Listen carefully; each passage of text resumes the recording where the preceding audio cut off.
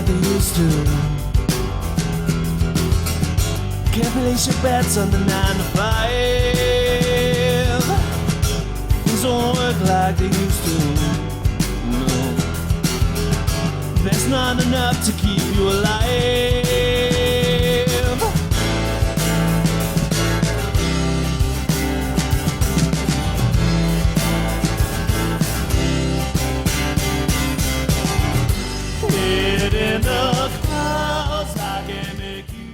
Hello and welcome to another episode of the Christian Reeve Podcast. Today's guest is an actor, a writer, a director, and a whiskey collector from Manchester in the UK. Welcome to the show, Andy. How you doing? Andy Wynn. That's Christian. How you doing, mate? Thanks for having me. It's a pleasure. I really have to say, just a side note, thank you for doing this in this weather. As we record this, the UK is experiencing possibly the longest heat wave we've ever experienced, maybe? I don't know. Hottest since 1976 or something, they said, didn't they? Jesus. I heard it's going to go up to 40 degrees at some point, so I'm not looking forward to that. Yeah. So obviously doing a podcast in this weather is almost insane, but at least it wasn't done yesterday, because that might have been not a possibility. It's technically a few degrees lower today, so... I think it's a good 5 or 6 degrees lower, isn't it? Yesterday was 35, 36. I think it's about 28 now. But still, I've got the fan set up, so I'm not going to pass out on you. It's like distant, so it's like far enough that it won't mess with the microphone, but close enough that I can feel a bit of air. Anyway, thanks for agreeing to do the show. I've been meaning to reach out to you for a while. And I don't know, a lot of the time when it comes to these things, and it's someone I've met in real life, worked with in real life, it's just a question of like when rather than if. And then it was just finally, I looked at it and I was like, I should really reach out to this guy. There's a lot we could talk about. And obviously, there'll be a big reason why we'll be talking about whiskey. Obviously, as I can see behind you, there's a lot going on. So there's many questions I want to ask you, but before we get into all of that, I want to ask you around the things that I kind of met you for, which is the world of acting and directing and stuff.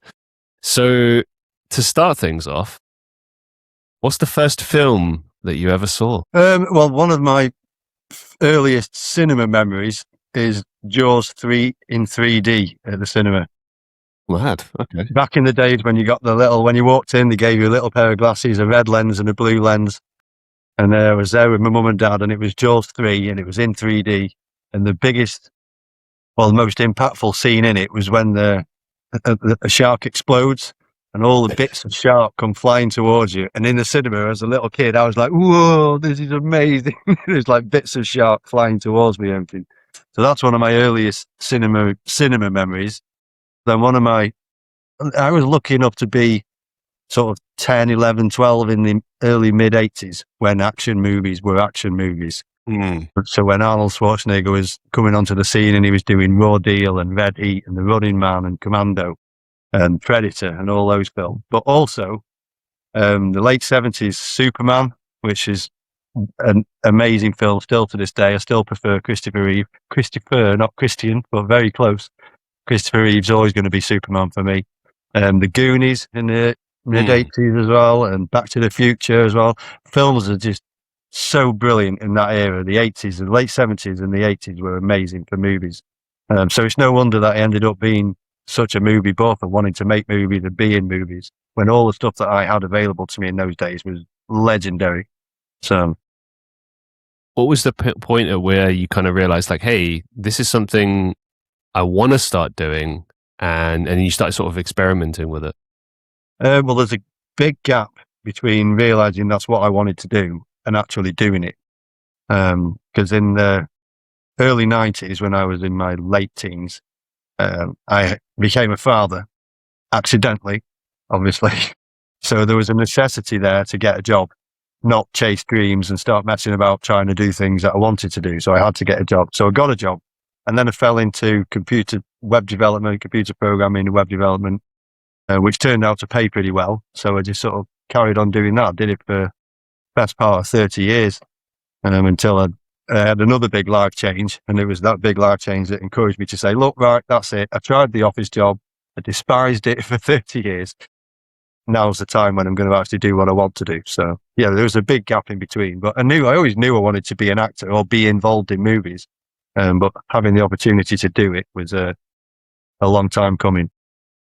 Because your first film was in 2015? Have I got that right? No, still in Spain then. So I came back in 2019. I think it was the first thing that do you mean that I made or that I was in? Oh, good question. I think it was one that you made. Well, I came back from Spain in 2019 with the sole intention of getting into the movie business. So I registered with a supporting artists agency. And the first 6 months were amazing. I thought it was going to be much harder, but I got into some good Sky shows on Sky, on British television, terrestrial TV, a couple of movies. But then March 2020, COVID, bang. No more acting, no more TV, no more anything. So that's when I started writing to keep my creative juices flowing. I'd met a guy on a TV series we did called Intergalactic, which was on Sky One. I met a few great guys on that who I'm still in contact with. And one of those guys was also sort of experimenting with writing. So within the two of us, between us, we started jotting some ideas down, coming up with a few short film scripts. And then pretty much as soon as we were allowed out, is when I got in contact with Giuseppe online via Facebook, because he at the same time was reaching out for people. He wanted to collaborate with people. He's a DOP for those who don't know. He was looking for collaborators, and I just got all these scripts that I'd written. So it was probably late 2020 or very early 21, the first time I made a film of my own. So that was Different. I don't remember which one it was. So it was called Different. And it wasn't really a film. That the concept behind it was I had almost an entire feature-length script, but neither the money nor the experience to make it. So I spoke to Giuseppe about it. We decided we'll take a scene from it that's sort of fundamental to the script. It explains who the two lead characters are, introduces you to them, and kind of sets out what the movie's about. So we thought that was a really good scene to do. And so we did it. And it was great. It went really, really well, surprisingly, considering it was my first attempt. But Giuseppe was a brilliant DOP, and it wasn't his first rodeo, so he was very helpful in guiding me through a lot of it. How does directing and writing compare with acting for you? Because obviously it's a completely different ball game, but it's in the same universe, so to speak. Yeah, I'd call myself an actor first, and then a writer, and then a director. So of the 5 films I've done, I've only been the director on 2 of them. So the first one, Giuseppe directed, and then the next 2, he was the director and I was the first AD. So we worked well together. We bounced ideas off each other very well. So we were kind of both level by the third one. But then on the last 2, I wanted to direct, so I did. But yeah, I'm an actor first. I prefer acting. I love it. I love the escapism. It's not just me feeling like I'm someone else, but the whole scenario, playing out the whole scene, watching the other people become somebody else and interacting on a completely imaginary level. I love that. But yeah, directing's a lot more pressured as well, I think. And you're under pressure a lot more because you're responsible for everything. And when I'm acting, I'm just responsible for me. But when I'm directing, I'm responsible for everything. There's quite a few directors out there that have either placed themselves in an important role, or maybe they're the lead role. I think like Ricky Gervais comes to mind as an example right off the bat. What's it kind of like being in that situation? Because I've seen a lot of directors get stressed out, and it does look quite stressful in some instances. Depends, I suppose, how big your crew is, how much, if you've got like a short time scale, stuff like that. Depends just on the variables at play. But what's it like sort of being a director, but you've also kind of got to direct the scenes that you're either going to be in, or just kind of knowing that you've got to focus and get into actor mode as well? Like, how do you sort of manage those 2 jobs simultaneously? Well, one of the films that I directed, I wasn't in. I'm very much a believer in, if you're making a short film, you do it to the absolute best of your ability, or you don't do it at all. And if that means I'm not the right person for the role, then I'm not the right person for the role. I'll get somebody else in to do it. When I've written it, I haven't necessarily written it with me in mind for playing the character. So it's easy for me to just say, no, I'm not right for it. Let's get somebody else in and do that. The second one that I directed, I was in, but that was a two-man job. There was only two characters in it. We had a reasonably small crew. Let me think. We had Giuseppe, Kieran, Andrew, Mark. So only 4 crew. And again, Giuseppe was there, so I didn't need to worry about him having to explain to him what I wanted. He'd seen the script and he knows me well enough. He knew he was on the same page as me. I think the crew and how well you know the crew and how well they know you makes a huge difference. If it was a brand new crew and they'd never worked with me before, then I think there would have been a lot more explaining to be done and a lot more time me making sure they were getting the shot that I wanted. Having used somebody so many times, he knows exactly what I want. So I say, right, let's do this shot now. And then he sets it up and I look down the lens and I'm like, I don't need to complain. It's exactly right straight away. So that makes it easier. The first few films I did, including the one that you were in, Chopped Chips, that Chopped Chips was the longest film I've made and also the biggest cast as well. So that was technically the hardest. Again, I had a great crew, great people with it. So the location was belonged to a friend of mine who was in it as well. So we didn't have to worry about that. We went up a week before and set it all up, no problem with access. So that made that easier.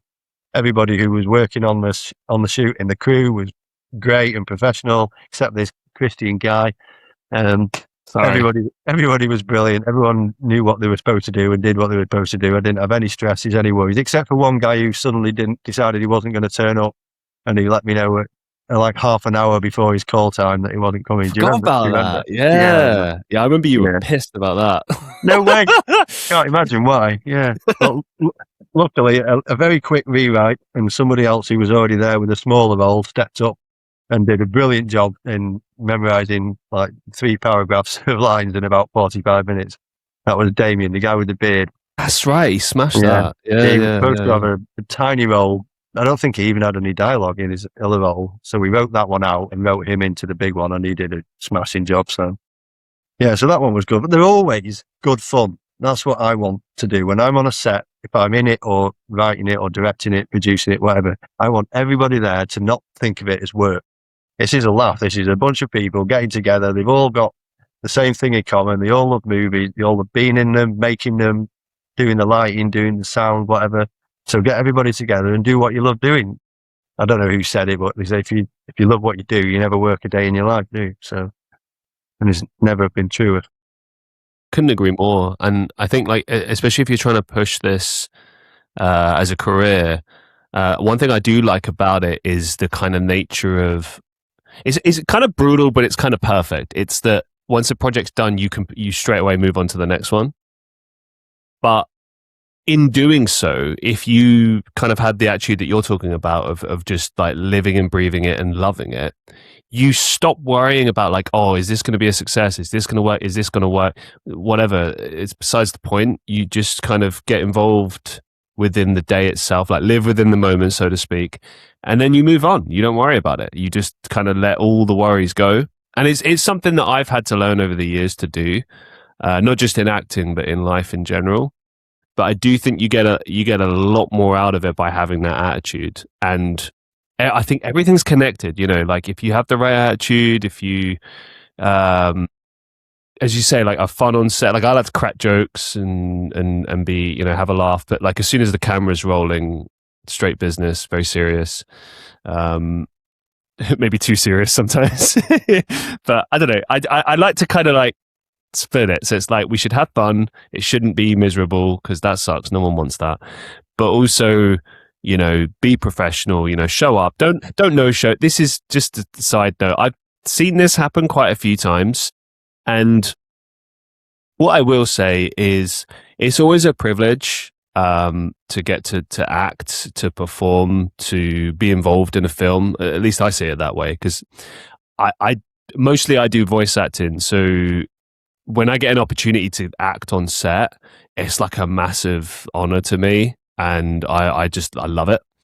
And when I hear about people like not showing up, I'm like, that's crazy, man. Like, it's so hard to get these opportunities. Yeah. Why would you do that? But then it also tells me that they just don't take it very seriously. Like, even if it is just, I mean, it's not for me, but if for other people it's just like a hobby, I get that. But still, like, I think other people are relying on you.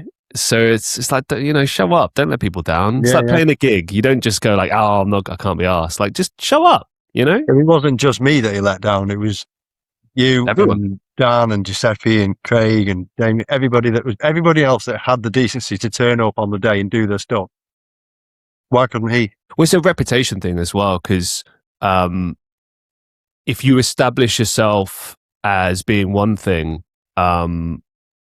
or as reliable or whatever the case, like, people will think of you. Like, a mutual friend of ours, Paul Preston, I chatted with him recently just to get some advice. And one of the things he said, it wasn't exactly what I mean at this point, but it is connected. It was like, if you can kind of establish yourself in the mind of other people as being a particular, let's say, type of character, or maybe you're known for this particular thing, then people will think of you. And if you are known as being unreliable, as someone who doesn't show up, you know, stuff, then you're going to be known for that. And, you know, people talk, you know, Yeah, I've heard about it with me. Like, people have said, is he easy to work with? Is he not easy to work with? And people have recommended me based on that. And it's like that's how you get along, by reputation and showing up, being professional. You know, I remember on the set of your film, like, my role was very small, you know, but it was important in the context of the scene. So I took it like really seriously, because it's just how I work, right? And I remember in between cuts, I was trying to stay in that space, because I just really wanted it to work.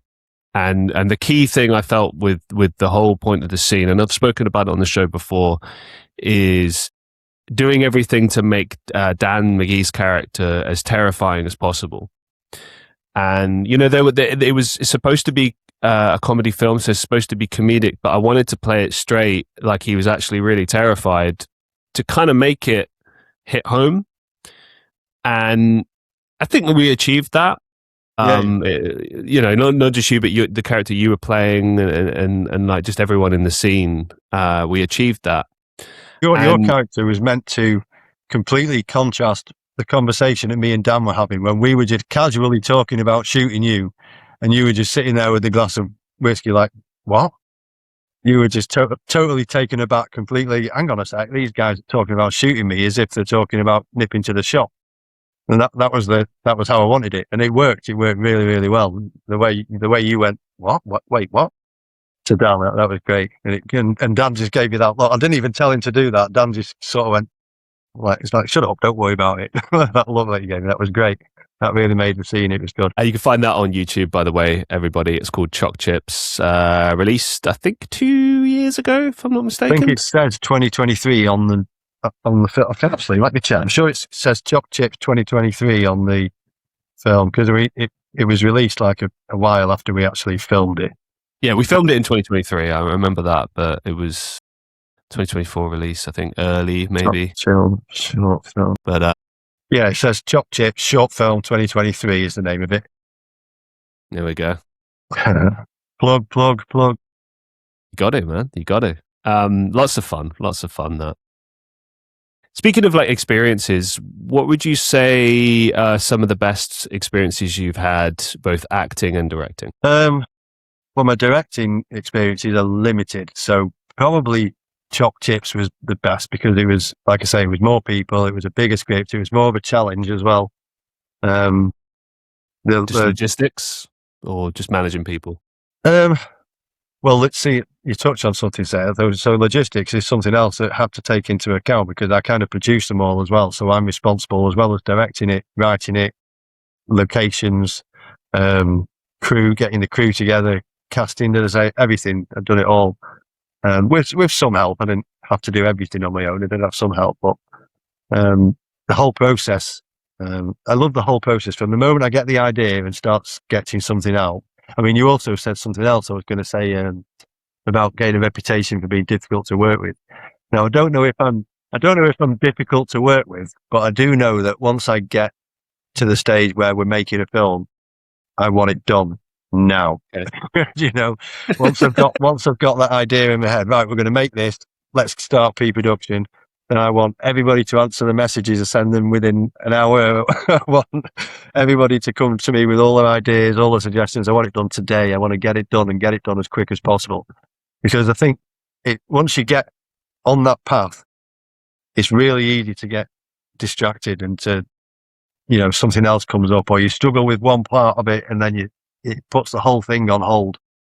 So I think I might have a reputation for being a bit demanding, but we've all got them. I've got apparently a reputation for being a bit of an ideas guy when maybe I should just shut my mouth. And it's like, well, my argument is always this. And for anyone listening who's either worked with me before or who might consider working with me, I will say this. If you're directing me, I will always give you my opinion, like, because I feel like it's important to just put it out there, right? Now, as far as I'm concerned, the director has the final say. So I will say, well, I had it in mind as this, or this is how I've prepared it, or I think maybe we should do this. And if the director says, it depends what the director says, because if the director says, no, I want it like this, then I'm like, okay, disregard, I do it exactly that way. If they say, well, I don't know, I was thinking more this, like a good example is I worked with Harry Patterson recently, and it was exactly this. He had an idea and it was quite different from what I had prepared. And so I said, well, we could try it both ways. What were your roles? Was he directing and you were acting, or was it the other way around? Precisely. Yeah. Yeah, so he's governor. So I said, well, we could try it both ways. And I did it first sort of the way I had envisioned. And he's kind of like a no news is good news kind of guy. So I had to be like, do you like it? Are you happy? And he was like, yeah, absolutely. Every now and again, he might be like, "Oh, put a bit more of your hand into this, or just this mannerism." But he ended up preferring the way I had envisioned it. But the point is that I was like open to doing exactly what he wanted, and that's the key. I think. Yes, I can be opinionated and have ideas, but that doesn't mean I'm not going to refuse to do the job. Like if I'm there to do it, I'm there to do it. Some directors are happy for that. I don't mind it. I'm quite happy for people to. The other thing I was going to say that you made me think a minute ago is every single film that I've done, I'm learning. Yes, so always. I'm learning from people who do other things. So I'm learning about lighting from the lights guy. I'm learning about camera angles and shots and stuff from the DOP. And I'm new to acting as well, so I'm learning and watching the other actors and watching the people who I'm directing and watching the way they do it. And if they think they can do it a better way than what I envisage, I'm quite happy for them to say, let me try this. And also, a lot of writers are very particular about their scripts, and they have script supervisors in and say, no, you said this and it says this in the script. And I understand why, they put the effort in, they've written it. But then sometimes when I've got a script, when I'm acting, it feels very unnatural to say the way they've written it. And it's like, I would never say that. But then you've got to remember, it's not me saying it, it's the character. But then sometimes, so I've said to everybody that's ever been in one of my films, I've said, if you feel more natural saying it a slightly different way, as long as the context remains the same and the fundamentals of what you're saying remains the same, change it. I don't mind. You can change the words a little bit. But yeah, a lot of people won't have that, but I don't mind it. It's good. I think it's good for the film. If it comes out across more naturally, then it's good for the film. So I always just do it. I always employ the idea of ask forgiveness, not permission. Just do it. Do it the way that you envision to do it. I mean, it's different. If you're planning on changing loads and loads and loads of dialogue, then that's not okay. But if it's like, as you say, like little things, like I've done the same thing where it's like, I don't know, instead of saying pal, you say mate, or instead of saying thanks, you say cheers, or it's just something that fits within the character that feels like what the character would say. Like, funnily enough, another film I did with Harry, but he was acting this time. I remember in the script, I think my character was supposed to swear, and I was like, this doesn't feel right. It doesn't feel like he would swear. I remember talking to the director about it, and we did the scenes, and it just kind of felt right not to swear. But it was something. It was just minute. I always read through the script and kind of just get You see stories about it all the time, about things that happen in a film that weren't planned, things that the actor just felt like doing at the time. It's weirdly, I was watching something the other day. You remember the Starsky and Hutch film, Snoop Dogg in it? So there's a scene on the golf course with Snoop Dogg and Vince Vaughn. And Vince Vaughn looks in his bag and goes, "Where's the 9-iron?" And Snoop Dogg had to say, "Well, actually, I was going to..." And that's what he's supposed to do. And Vince Vaughn's supposed to point at him. But Vince Vaughn slaps him across the face. And Snoop Dogg went, and I looked back up at him like this. And I was watching the interview with Snoop and he said, "Mate, he was not supposed to do that." And he said, half of me wanted to punch him in the face, but the actor inside me just sort of carried on, delivered the line, and the scene looked great and they kept it in. He said, but afterwards, Vince Vaughn gave him a hug and said, "Please don't kill me."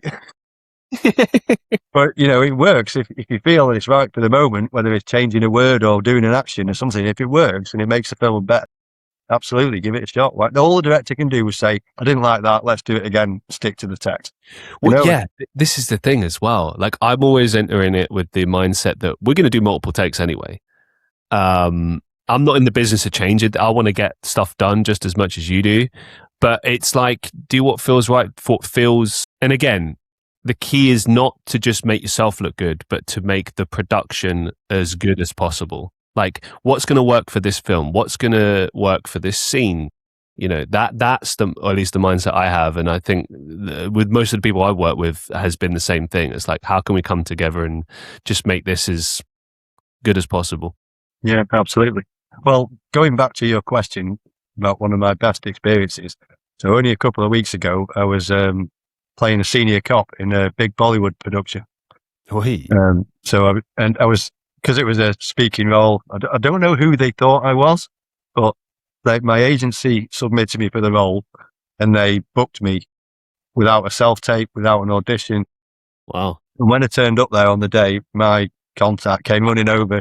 "We're so glad to have a big actor like you involved." And I was looking behind me thinking, "Are you talking to me?" So I don't know who they thought I was, but they treated me like I was an A-lister down there. I got first class train there and back. They put me in a hotel for 2 nights. I had a driver running around, I had a trailer on set and everything. And when you're in a scenario like that, how can you not enjoy it? I got treated like royalty and I got to spend a day acting. And although I'm not allowed to mention any names, they asked me not to. 2 of the guys that are in it are Bollywood legends. And a lot of the extras and the SAs were all like looking over like this. And one of the guys I work with, who's a soap star in India, said it's the equivalent of someone like me meeting Tom Cruise and Keanu Reeves. So for them, they were like, "Can't believe I'm on set with these guys." Wow. Yeah, that was a fantastic weekend. That was probably one of the highlights of my acting career so far. So yeah, great day, great weekend. Right, we're going to mix it up. And we're going to talk about the worst experiences you've had, the challenging times acting and directing. So tell me about your worst times, Andy. The worst acting experience I've ever had. Well, it was a real double-edged sword. Going back to that Sky show, Intergalactic. So on the one side of the sword, there was 5 of us that spent a weekend together there, and then another week together at Space Studios in Manchester doing this show, and it was great. It was a great laugh. We were basically 5 blokes in Black Ops uniforms with goggles with little lights on and masks and all the shoulder pads and whatnot, and big guns, running around shooting people with big guns. 5 lads.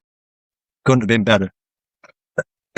However, the weekend that we filmed at an old house in Knutsford was early December.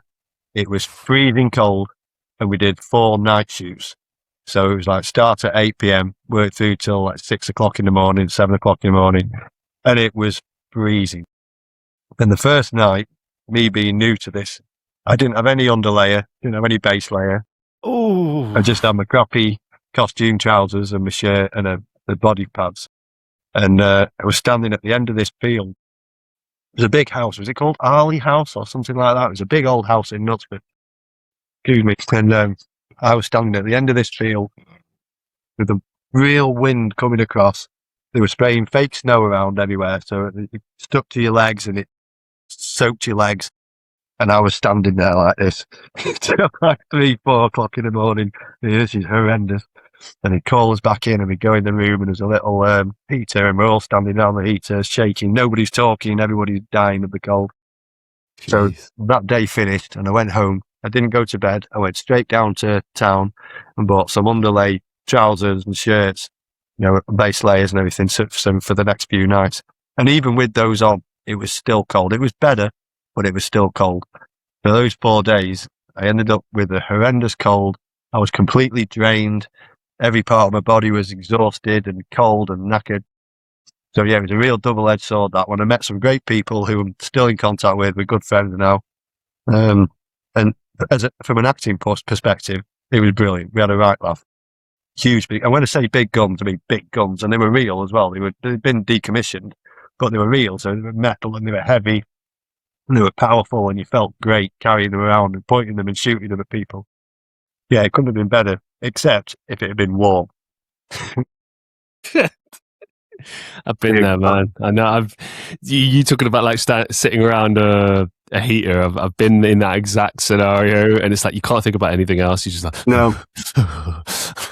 Nobody was saying, "How did you enjoy? Did you like that? Did you enjoy that?" Everyone was just, "Gotta get warm. Gotta get warm." Yeah, it was tough.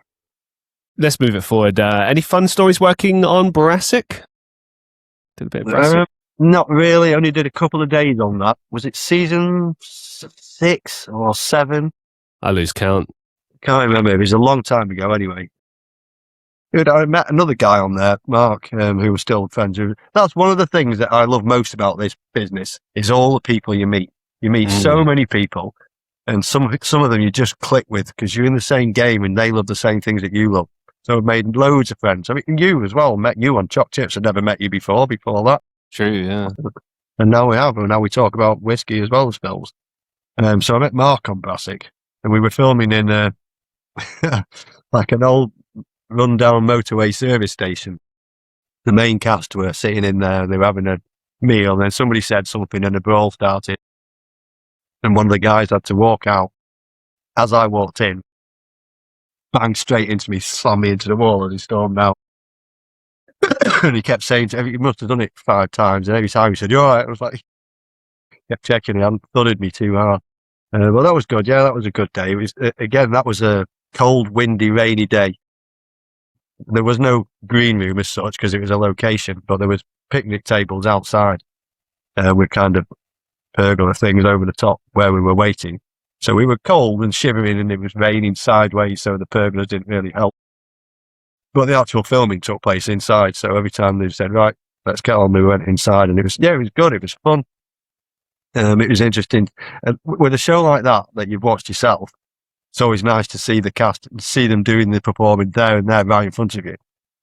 Same with Coronation Street. I've never really watched Coronation Street. I'm not a big soap fan, but I know who they are. Everyone knows Bill Roche. He's been Ken Barlow for 150 years or something ridiculous. So when I'm at Corrie and I see Bill walk in, even the other cast as well, there's almost like a feeling of, "Oh, the King's arrived" when he walks in, because he's been there longer than anybody. There's not anybody else in that building that's been there as long as he has. And you can feel that when he walks in. And for me, it's the same. I see him and I'm like, "Oh, bloody hell, Bill Roche, jeez." So What's he like? Incredibly polite, incredibly professional.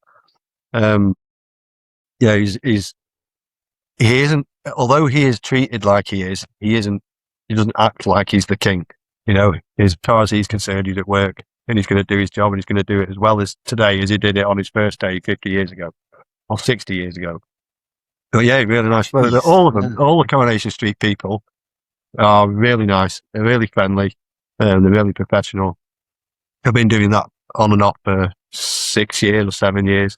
And I love it. So because you've been there so long, like, would you say the cast and the crew are quite familiar with you at this point? Yeah, most of them. Yeah, there's quite a few that I chat to.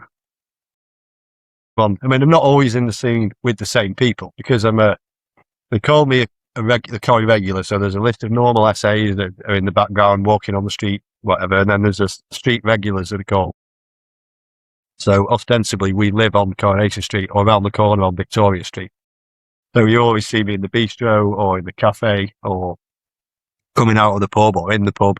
We live in the area, so we're local. I'm usually in the same scene with the people who work in the bistro, because I'll be in the bistro with them. The staff in the bistro are always the same. Roy, because he's always in the caf, because he runs the caf. So if I'm in a caf scene, he's there. So there's some cast members that I've worked with loads of times, yeah, and we chat, and whether they know me or not, I wouldn't like to say, but they recognise me. They know they've worked with me before. So, and the crew, yeah, the crew change a lot. It's quite transient, the crew in Coronation Street. So, lots of ADs. You don't really see the directors very often because they sit in a booth. They're not on the set. You'll deal with the AD, first AD mainly. And so a lot of them I know, yeah. Yeah, it's good. I love it. The best thing about Coronation Street is the cafe. The subsidised cafe upstairs. It's fantastic. The food is amazing. I had a similar experience on Hollyoaks. I was blown away by like how same thing as you, like just professional. Everyone's lovely. Everyone kind of treats it like a 9 to 5. The directors were fantastic. All the people, the crew, they just have a right laugh, because it's like, it's work and they're doing it all the time, but they're so comfortable with it and they do it all the time that they don't really need to worry. They know what they need. They know what they want. I'd say the only people that even look a little bit trepidatious or concerned are the main actors, and they're all lovely, don't get me wrong, but it's crazy. Like I spoke to one guy who was coming in, and I think he had been a staple in like Holby City for years, and now he was coming over to Hollyoaks and stuff. So I'm chatting with him, and he had he was learning like 3 scripts at once for 3 different episodes, and I'm like, how do you do that? Isn't that like confusing? And he was like, yeah, but it's just how you do it. It's just what we do. It's amazing. I don't know about Hollyoaks, but with Coronation Street, they're filming 6 hours of TV a week. Every week after week after week after week. They're there from 8 till 7 every single day. And they've got 3 or 4 different crews working at the same time. So they'll have a crew working on the street, a crew working in the Rovers, a crew working in the bistro, and they're all working at the same time. And they're just that's crazy when they do that, when they film several scenes at once. I'm like, how do you even like coordinate that? And like, especially if you've got, let's say crowd scenes, because obviously it's a lot harder to manage a group of SAs than it is to just manage the main cast, I always wonder about that. It's difficult. I mean, that's why they do it. They're all so skilled at it because that's all they do all day, every day. So the cameramen and the sound guys, they know exactly what they're doing. There's never any messing about, right, we need to let's turn it around, get the cameras over here, let's pull the wall in, because the set's in Coronation Street. Walls just disappear. So the camera can come in there, and then when the camera turns around, the wall just slides back in, and 1 minute there's no set, and the next minute there's a set. And it's amazing how easily and how quickly it all happens. You can look down at your watch and look back up, and there's a wall there that wasn't there 5 seconds ago, It's amazing. It's so smooth and so fluid. They all got it down to a T. They're so professional. That's why it's great working there, because everything's so professional, so well run. Yeah, it's great. Yeah, I've not, because I don't know much about Coronation Street from a filming perspective. All I know is that they relocated from their original site, which was in the city centre of Manchester, and then they moved to Salford some years ago and recreated the set completely. But obviously they must have redesigned it, as you said, because I've never heard of like moving sets where you move the walls around. Like, that's incredible. Normally it's just fixed sets. The external stuff, the actual street, rebuilt brick for brick, everything, the bridges, all the facades. I mean, the houses aren't just facades, they're actual houses. They don't film inside them, but you can go inside them. So one of the green rooms for SAs is above Dev's shop on the corner. Okay. There's the door at the side, and you go up the stairs, and there's floors, there's bathrooms, there's a kitchen in it. So the actual houses do exist. You can go inside, and they've all got staircases and stuff. Usually it would be just a facade with like held up by a steel beam, but these are actual buildings. And on Victoria Street as well, they're actual buildings. You go inside and they're used for green rooms and the storage and stuff. But they don't film anything inside. This indoor sets are all in the studio. I was going to ask about that. So they must be a completely different part of the set. It's interesting. Well, you've got the street here. You've got Coronation Street there, and it goes down to Victoria Street. and you've got the bistro here, and that's it. And then you've got the car park for the staff here, and two huge big buildings there, and that's where all the internal sets are. So presumably they must have like two crews, like interiors team and your exteriors team, and they film it sort of that way. Oh yeah, for sure. There'd be somebody filming in the bistro, somebody filming outside the bistro, somebody filming in the Rovers, somebody filming outside the Rovers, all day, every day. Incredible. There's one thing I came across with Dan McGee, our friend Dan McGee, probably the first time I met him was the concept of extra stories, which I always find kind of hilarious because you meet a lot of interesting people. Many of people are just people like you and I, people just trying to meet people or grow their career in some way, get some experience. Great. And then you get people who are a little out there, a little weird. You get that in any part of acting, directing, to be fair. But these people are maybe a little misguided about what sort of essay work can turn into. Because I mean, don't get me wrong, I've seen it take off for certain people, but they've been doing it for like years and years and years and years. But they're also doing independent stuff. So while because we started at the same time, funnily enough, I started in 2019, and it took me a long time before I started getting paid work, and it was mostly voice acting. Every now and again, you get lucky with acting, but actually, I'm trying to build myself up more with acting. But the mentality I apply is just get as much experience as possible. It doesn't matter where it's from, just get what you can. But I did realize early on that essay work it's a great little paycheck. It's better than doing an office job, but it's being on set. That's what essay work is about for me. It's about getting the experience of being on a film set. I'd rather be on a film set and take home 80 quid for a day's work than sit at home on the bed thinking about being on a film set. If I can do it, then absolutely do it. Yeah. But if you think you're going to do that and then get an A-list role in a massive movie, it's not going to happen.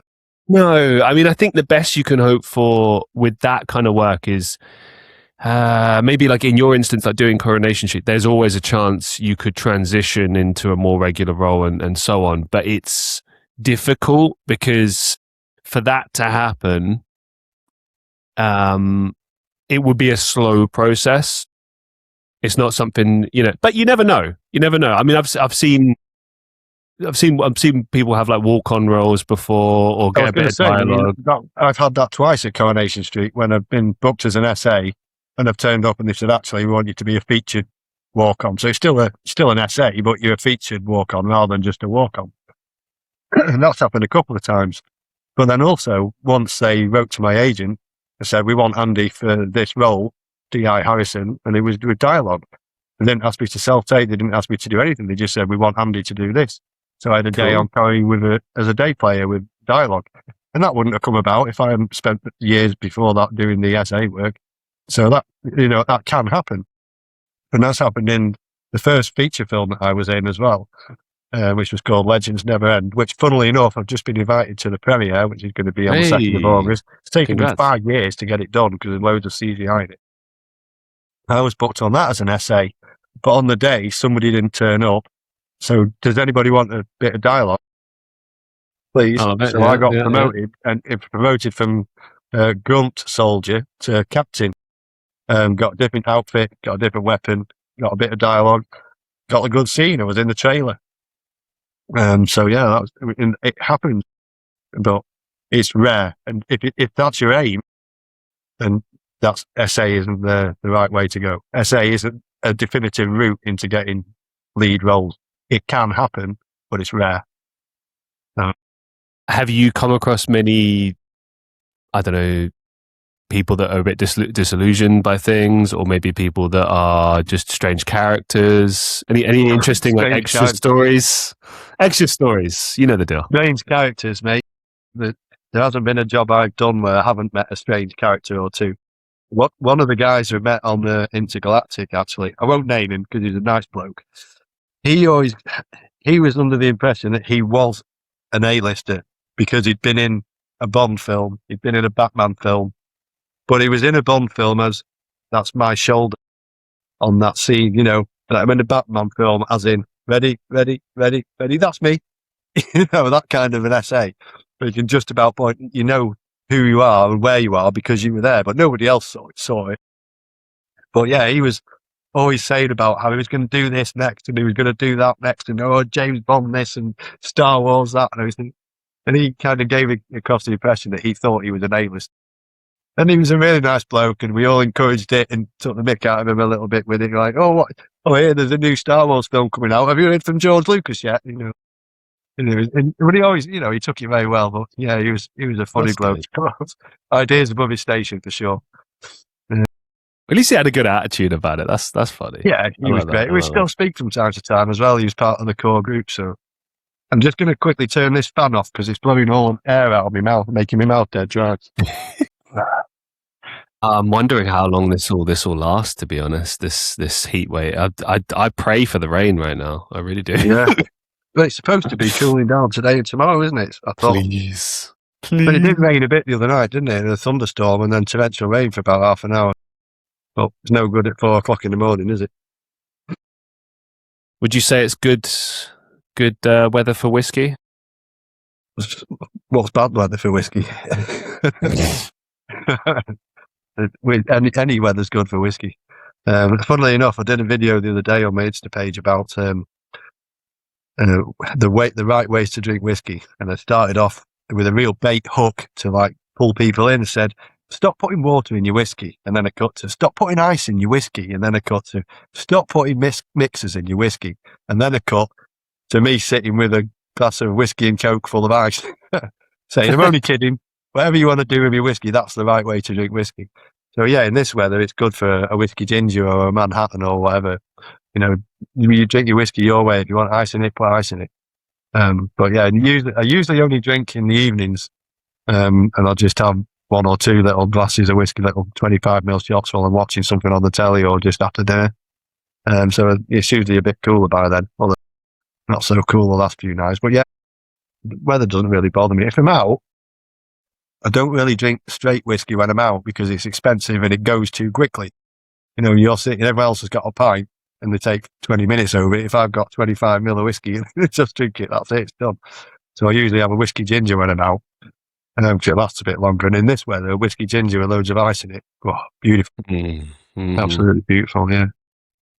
Yeah, I'm the same. I've learned the hard way on that. It's it's also a different type of drinking, isn't it? If you're drinking whiskey with mixers, you're not going to be drinking the expensive type. You're going to be drinking kind of your entry level whiskeys. Yeah. And it's better that way as well. It's nothing against, I love a Jack and Coke just as a standard, Yeah, but preferred choice for a whiskey ginger at home would be Monkey Shoulder or some other blend. I'd rather put a blend in, like a Bushnell Original or something. I'd rather put a blend in or a cheap single malt than taint a really good single malt with Coke. I wouldn't do that.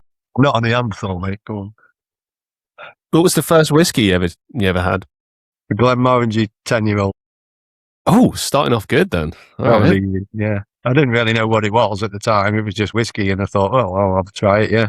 And to be honest, I wasn't overly keen to begin with, but it left something with me and made me want to try it again another day.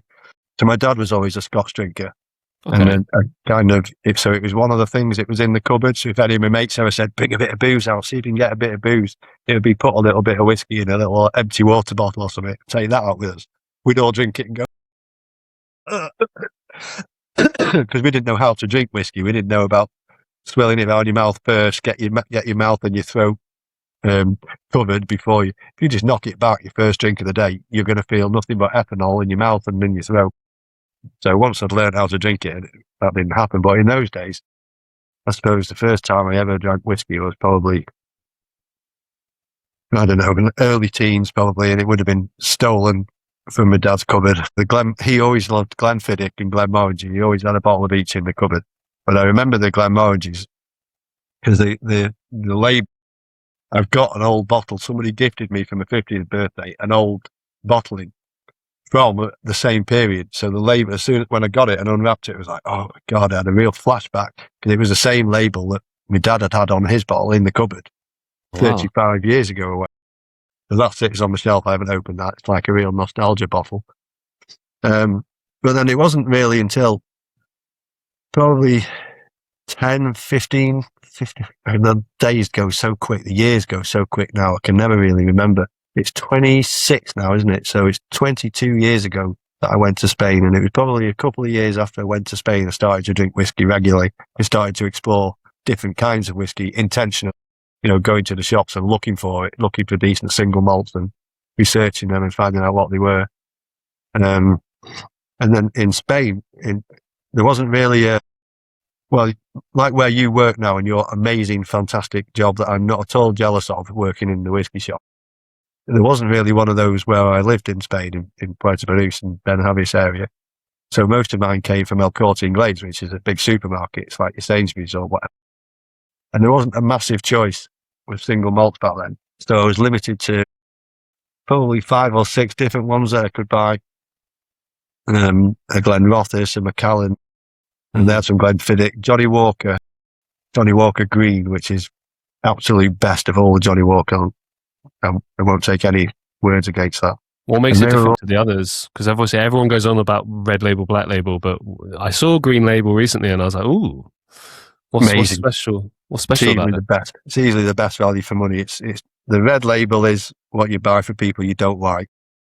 The black label is what you buy for people you like better. The green label is what you buy for yourself. The 18-year-old or gold label is what you buy for people if you want them to think you know whiskey, but you don't really, but you just saw that it said 18 on it and it was gold and it looked good. And then the blue label is the one you buy if you don't know anything about whiskey and you think because it's the most expensive, it's bound to be the best. So that's the Johnny Walker, in my opinion, lined up for you. The green is the best for me. I'll drink a gold and I'll drink a double black. I won't drink a red, and I certainly won't pay 250 quid for a blue label bottle. It's not worth it. What's wrong with red and blue? What's your red is just not good. It's I wouldn't probably even use that. I wouldn't buy a bottle of red, not even to use for cocktails. It's very sharp. It's very ethanol-y. It's quite flat. There's no real flavour profile to it. You're not going to drink it and pick out the oak or the vanilla or whatever. The black's all right. If I'm in a pub and they haven't got any monkey shoulder and they haven't got any other decent blends, or they've got the Johnny Black, then I'll put that with some Coke maybe, or with a ginger ale. I'll tolerate that. And for the price, Johnny Walker Black's all right. But Johnny Walker Green, a 15-year-old, that's got Talisker in it. It's got Kahlil in it. It's got Linkwood in it. And all distilleries that Diageo own. It's got great whiskey in it. And it's really smooth and it's really subtle and it's really gentle in your mouth. It's a really good, easy sipper. I mean, in that stack of empty boxes there, I don't keep duplicates, but if I kept duplicates, that would be a really green shell because I've had so many bottles of Johnny Walker. It's about 50 quid these days. It's not bad. And that's another reason why it's good. The blue, I'm not saying the blue's not a good whiskey. It's an all right whiskey. It's a decent whiskey, but it's not 250 quid's worth of decent. Not even close to that, Yeah, this is the interesting thing with the markups. Like sometimes there's things I've tried where I'm like, yeah, I don't know if I'd pay that much, and then there's other things where I'm like, oh, this is like I think Glendronach, for example, is very cheap for what it is. Well, somebody's been asking me. 2 people have asked me about that the last few days because I put a bottle kill story up on my post on my Instagram for the Glendronach Ode to the Valley, which had just finished. They did an anthology series, Ode to the Valley, Ode to the Dark, Ode to something else. And they're not bad whiskies, they're decent whiskies, and it was a nice whiskey, but it wasn't 75 quid's worth at night. When the Glendronach 12-year-old is around 50 quid and is a spectacular example, it's probably one of the best sherry cask whiskies, entry-level sherry cask whiskies on the market. And these guys that asked me about, what was that like? I was thinking about getting that. I said, get the 12-year-old instead. Or even the 15-year-old. 15's around the same price as the Ode to the Valley. And it's a far better whiskey. It's just much more robust. You can tell that it's been in a barrel for a lot longer. These anthology ones were no age statements. So they're 4 or 5 years old, maybe. The 12 is an absolute legend. Everybody's had it. Every whiskey drinker has tried a Glendronach 12. And then when the 15 Revival is another fantastic whiskey. Glendronach are known for their sherry casks, and they've got a really good reputation, and it's deserved. So if given the choice between buying a 12-year-old and one of these old anthology series ones, I'd buy the 12-year-old all day, every day. Old doesn't necessarily mean better as well. With the 15-year-old's great, but is it better than the 12? For me, it's all about value for money. So why do you think this misconception exists within whiskey? This idea of like, older is better. I think it goes along with the price. So older is usually more expensive, and it's built into us, isn't it, to think if something's expensive, then it's luxury, and it's automatically better because it's luxury. Oh, then why would they charge so much for it if it wasn't fantastic? There's that thing, it's innate in all of us to think that. It's the same with everything. You can buy a pair of jeans from Matalan for £5, or you can buy a pair that say Gucci on them for 150 quid. They're probably made in the same factory, probably. It's the same denim. Denim's denim, isn't it? It's the same with cars. You can spend 50 grand on a nice BMW that will last you forever, or you can spend £6 million on a Bugatti. The cars, at the end of the day, I cycle a lot, so I spent 350 quid on a mountain bike about 5 years ago, and I still got it. I've put a new chain on it, I've had a new back wheel on it, spent probably a couple of £100 on it, and people are riding around on £10,000 mountain bikes, just all along the canal and going down the back streets. And I mean, if that's what you want to spend your money on, fantastic. But at the end of the day, it's 2 wheels and a seat, and so's my bike. And your cycling isn't any easier or better than my cycling because your bike's expensive. And it's the same with whiskey. So they say the Blue Label, this is the best Blue Label Johnny Walker, because look, it's 250 quid. Well, it is 250 quid, but it's not the best whiskey in the Johnny Walker range, not at all. So it doesn't always work like that. I mean, there's plenty. I did another video about no age statement whiskies. So a lot of whiskies have 12. They have a core range, like Ben Romack, for example. They have a 12, a 15, and 21, and that's their core range. But then, where is it? Thunderbolt, who are one of my favourite whiskies, they don't really do that. They don't do an aged core range. They focus on casks. So that all of their whiskey starts in a bourbon barrel, and then it'll go off to a port cask for the last 6 months, or to a sherry cask for the last 6 months, or a Sauvignon Blanc cask for the last 6 months. So they don't market it as an aged whiskey. They just say, this is our whiskey. It's done a port cask finish. This is a sherry cask finish. And they're great whiskies, and they're good prices as well. These are like 30 quid in the supermarket. But the sherry cask one, the sherry cask Tamlavulin, for the money, I said this in a video, in my opinion, it's the best value for money sherry cask whiskey on the market. I don't think there's a better one. Because it's a really nice whiskey. It's smooth, it's full of dark fruits, it's full of oak, a little bit of spice, like Christmas spices that you get a lot from a sherry oak, cloves and cinnamon. It's a really good whiskey, really solid whiskey. It's like 30 quid. So, but then you go to Macallan, who have got this reputation as being the best whiskey in the world. It's not at all. It's not. They charge for their sherry cask, for their 12-year-old sherry cask whiskey, you're going to pay 80 quid these days. If you want an 18-year-old Macallan, you're going to pay 350 quid. And it's just no way 350 quid times better than that. It's just not. It's decent whiskey, Macallan, don't get me wrong. I'm not saying it's bad, but is it worth 350 quid? No, not a chance. The money part of it. Well, then Macallan, they've got this enormous big estate, the Eastern Elches estate in Bayside. And it's huge. It looks like a Formula One factory. Well, it's all glass everywhere. And it must cost them £1 million a month to maintain it. So, but they've marketed themselves really well as a luxury brand. So people remember that program Suits? Yes. That Meghan Markle started in. So in that, they always order a Macallan 18 when they go to the pub. Harvey always orders a Macallan 18. And it makes you think that, rich lawyers always order Macallan 18. Well, fine, good for them. I'm not going to. So even if I had the money to order one of those, there's better whiskies that I would order instead. Like an 18-year-old Pedro Jimenez Balvenie. I could buy a bottle of that for 150 quid, and way better than the Macallan. Yeah, it's an interesting one. Like, obviously, I've been, as you mentioned earlier, I took up a job a couple of months ago at the whiskey shop, and I had like a decent entry-level whiskey knowledge. I'd I'd worked in bars for years. I was familiar with cask strength whiskey. I'd done the whole Edinburgh tour and all that. So I knew a thing or two, but there's, I essentially kind of approached it like I'm going to go in and just absorb knowledge. And I truly, it's completely changed the way I look at whiskey. Amazing how much there is to learn about whiskey. Oh my God, yeah. For example, the idea of sherry casks, and that whiskey could be rich, or it can be peated, or it can be just kind of smooth, or that you could have a smooth peated whiskey, for example.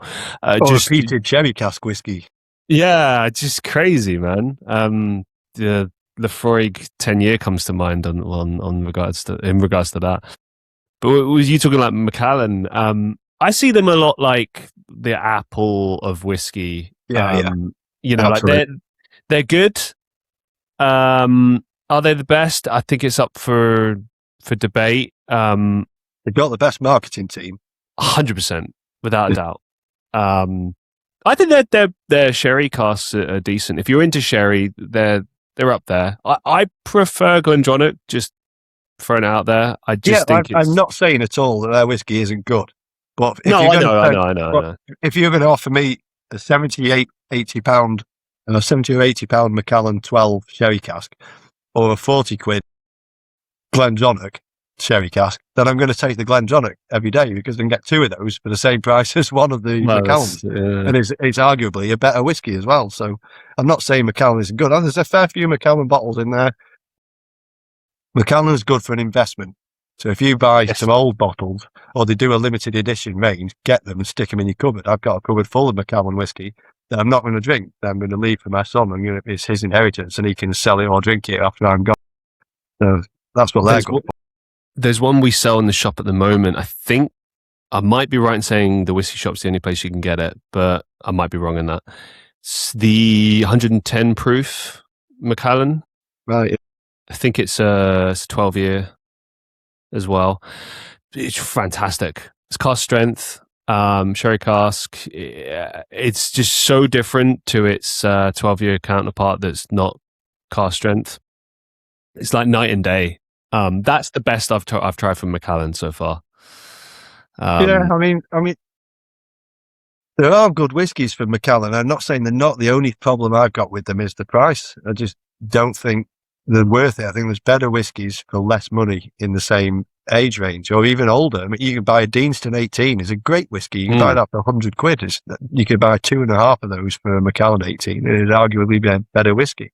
But the other thing about the age thing, single grain whiskies get overlooked an awful lot, because the industry has spent the last 50 years telling you that single grain whiskey is filler, it's not good. Single malt whiskey is the luxury handcrafted product that you should be drinking. They've done that, and they've done it on purpose. But single grain whiskies are fantastic, and you can buy really old, really well aged single grain whiskies for less than the equivalent age single malt. I've got a 33-year-old North British single grain whiskey that cost me 60 quid. 60 quid. You couldn't get a 33-year-old. You couldn't get a 23-year-old single malt for 60 quid. And it's a great whiskey. Nothing wrong with it. It's perfectly good whiskey. And it's interesting how the market, there's those sort of two different branches. Single grain over here, please. Yeah, cheap rubbish. Don't want it. Single malt over here. This is what you want. But that side of the shop, fantastic. There's some great bargains to be had there as well. I don't want everyone to drink it, because the prices will go up. But, they are great whiskies, and I've got a fair few. It's all about the demand thing, really, isn't it? It really comes down to that. Absolutely. If everyone stopped buying Macallan, then they'd bring the price down, for sure. No, I mean, a couple of years ago, everything across the range, across the board, went up. Diageo, who own Talisker and Linkwood and loads of distilleries, all of their stuff overnight doubled. So the Talisker 18 used to be about 95 quid, and it was a fantastic whiskey. And then poof, overnight it was 190 quid. And everyone was like, wait, what? What happened? And that happened across everything Diageo. But Dalmore did it as well. Dalmore 18 was around 110, 120 quid 4 or 5 years ago. 250 quid now. Well, the whiskey's the same. It didn't get twice as good. So I'm not going to buy that. No, it was expensive, but worth it at 110 quid. It's not worth 250, not even close. There's better whiskies for that a lot less money. What about if general prices of whiskey just go up and then that becomes the standard? What then? I don't think they'll go up enough that you can't get a decent whiskey for under 50 quid. So, I mean, the Tam Bowling range are all, I bought a double cask. I wanted it to have it in my video. That's the only reason I bought it, was to have it in my video. And if it wasn't $19.95 on Amazon, I wouldn't have bought it. But, because I just bought it to use as a prop in the video, because I already had the sherry cask, the red wine cask, the port cask. So I wanted the double cask as well, so have a nice range. And if it was more than $19.95, I wouldn't have bought it. It would have been silly to buy it just for a prop. I mean, I'll drink it, but it's in a queue. There's a queue of bottles to be opened, and it's at the back of the queue. So that can go up 100%, and it'll still only be 40 quid. So, that's fine. I don't think we're ever going to get to that point. Scotch whisky as a whole has got more expensive over the years because of duty. The amount of money that you pay to the treasurer every time you buy a bottle of whisky is outrageous. I don't even want to tell you the number. It's outrageous. And I don't see any justification for that at all. There's no real reason for it. It does tremendous damage to the Scotch industry. They can't do what they do if the market dries up, because fewer people can afford to buy the whisky. They've got the minimum wage thing to cope with because they have to pay all their staff. They've got the extra national insurance to pay for all their employees. And then they've got to pay the government a particular amount of money depending on how strong their whisky is. Tam Bowling's whisky is always 40%. That's like the limit, the lower limit that they can sell a single malt whisky at.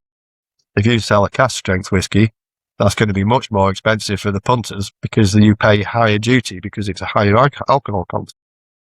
So, I mean, yeah, it's really difficult for the Scotch industry, really, really difficult, especially when India and Japan are pumping out tons and tons of whiskey, and they don't have the same problems. I mean, if we want it over here, we have to pay import duties on it, of course, but it's easier for them. India's an enormous whiskey market. There's more whiskey drinkers in India than anywhere else. They drink I believe in the entire world. Most popular market for whiskey. Yeah, but they used to import a lot of it. So did Japan. They used to import all their whiskey from here, bottle it, and say Japanese whiskey or Indian whiskey. But then they've started doing themselves. Suntory built loads of distilleries in Japan, and they're now doing their own whiskey. It's all come of age, so they're bottling it and selling it. And in India as well, you've got Amrut, and you've got Indri, Amrut, Indri, and Paul John are probably the three biggest. And they're knocking out loads of decent whiskey. And it is decent whiskey. There's nothing wrong with it. But everyone is as well. Finland are doing it, Norway are doing it, Denmark are doing it. You can buy whiskey from anywhere these days. And English whiskey is really coming up as well. There's a lot of. I was going to ask you about that, your thoughts, because I love English whiskey. I was really pleasantly surprised. It's often cask strength, often kind of bonkers taste wise. Yeah. What say you? Yeah, I agree. Bimber down in London, they do some great stuff. They tend to do a lot of cask stuff, a lot of cask strength, a lot of limited edition. The Lakes, they do a lot of decent whiskey. Lakes Distillery, the English as well. The Perth, the English, this one best. Well, they're in world's best single malt a couple of years ago. Mad. Okay. Tremendous, absolutely fantastic whiskey. You say it's a sherry cask as well? Yeah, sherry cask. Oh. It's matured, so it's finished. So it starts in a bourbon cask. It probably spends 12 months in a sherry cask at the end. And that was an amazing whiskey. And English whiskey generally are around a decent price. They're not up there yet with the high end Scotch whiskey, but Welsh whiskey as well. There's a lot of decent whiskey coming out of Wales at the moment. Aberfoyle is decent, Penderyn is decent. Penderyn's quite a few. Yeah. I'm actually a member of the Welsh Whisky Society. I'm actually a member of that because I know the two guys that started it. They started Welsh Whisky as a thing. They started the Welsh Whisky Society. They organise and run the Welsh Whisky Festival in Llandudno. I was a guest there for the first one, the inaugural one. Cool. Yeah, so they'll get samples from them. They do tastings regularly. And there's some good stuff coming out of Wales. Really. Tried a Penderyn. It's a cask strength orange wine cask. Yeah, that's a thing edition. lately. Everyone's doing the orange cask. The Deaston did it as well, an orange wine cask. Crazy. It's interesting. some orange wine producer somewhere in the world went bust, I'm sure, and had a load of casks going. So they just threw them out because all of a sudden everyone was doing it.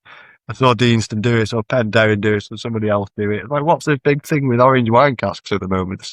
So something that I learned right off the bat about whiskey is that blended whiskey used to be considered the superior form of whiskey and was actually higher priced, and single malt was considered inferior.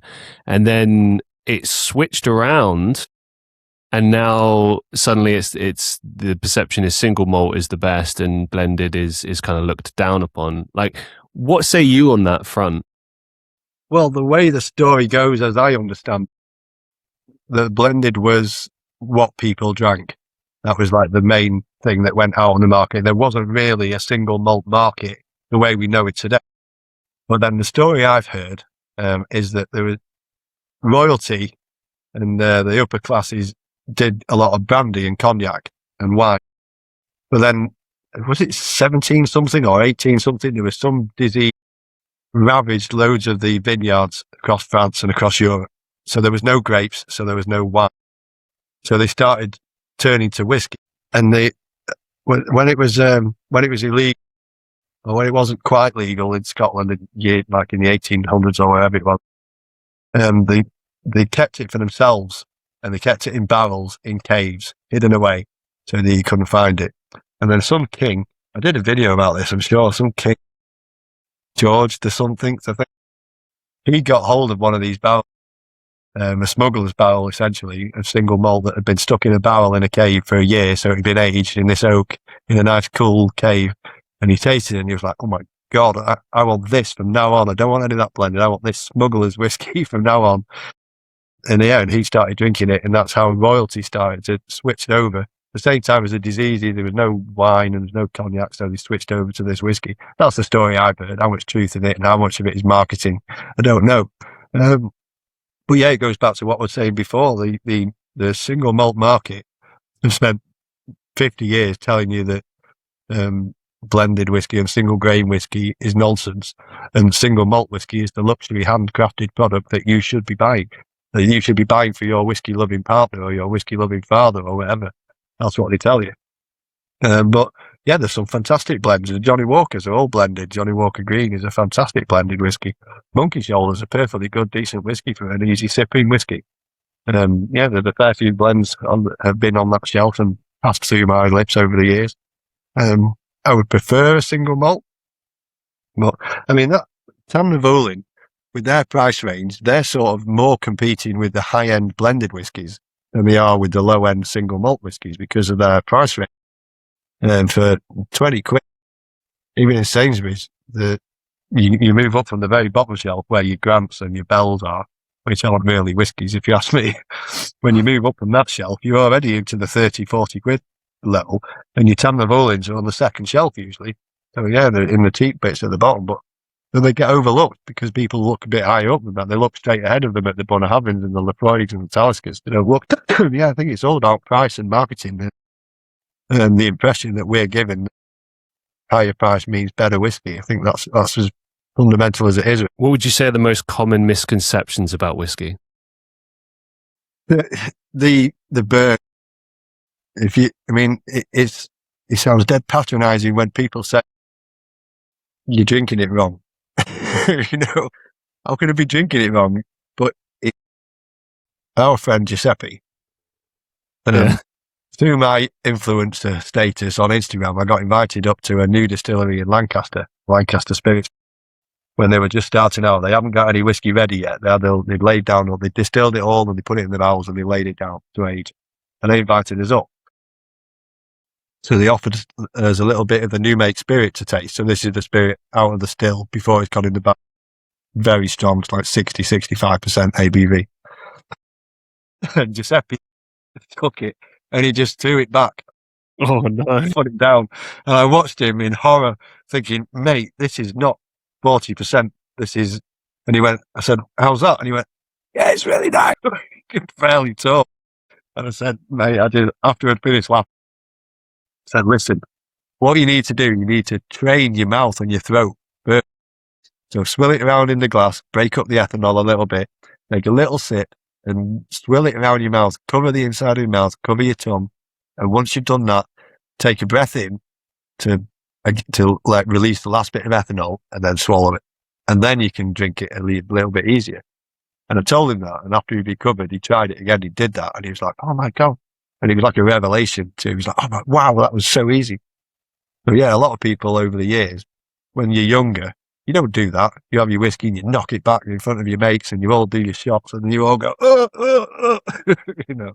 But yeah, that's the biggest one for me, that it's really harsh and it burns your throat. It only does if, and I hate to sound patronising, if you're drinking it wrong. No, it's got to be, you've got to respect it. When it's 45 to 46% alcohol, it's not a beer, you know, it's not an 8% lager. You've got to treat it with respect or else it is going to be. Well, if you do it right, it does. What are your thoughts on like whiskey liqueurs? Any other questions? Oh, damn. Because it's interesting because I learned about this recently.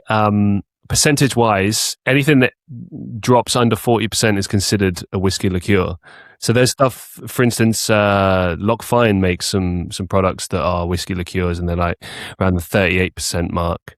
I just wanted you to just hear your thoughts. That's a little plug for your boss's second company there. I didn't even think of that. It was just the first one that came to mind. But yeah, there you go.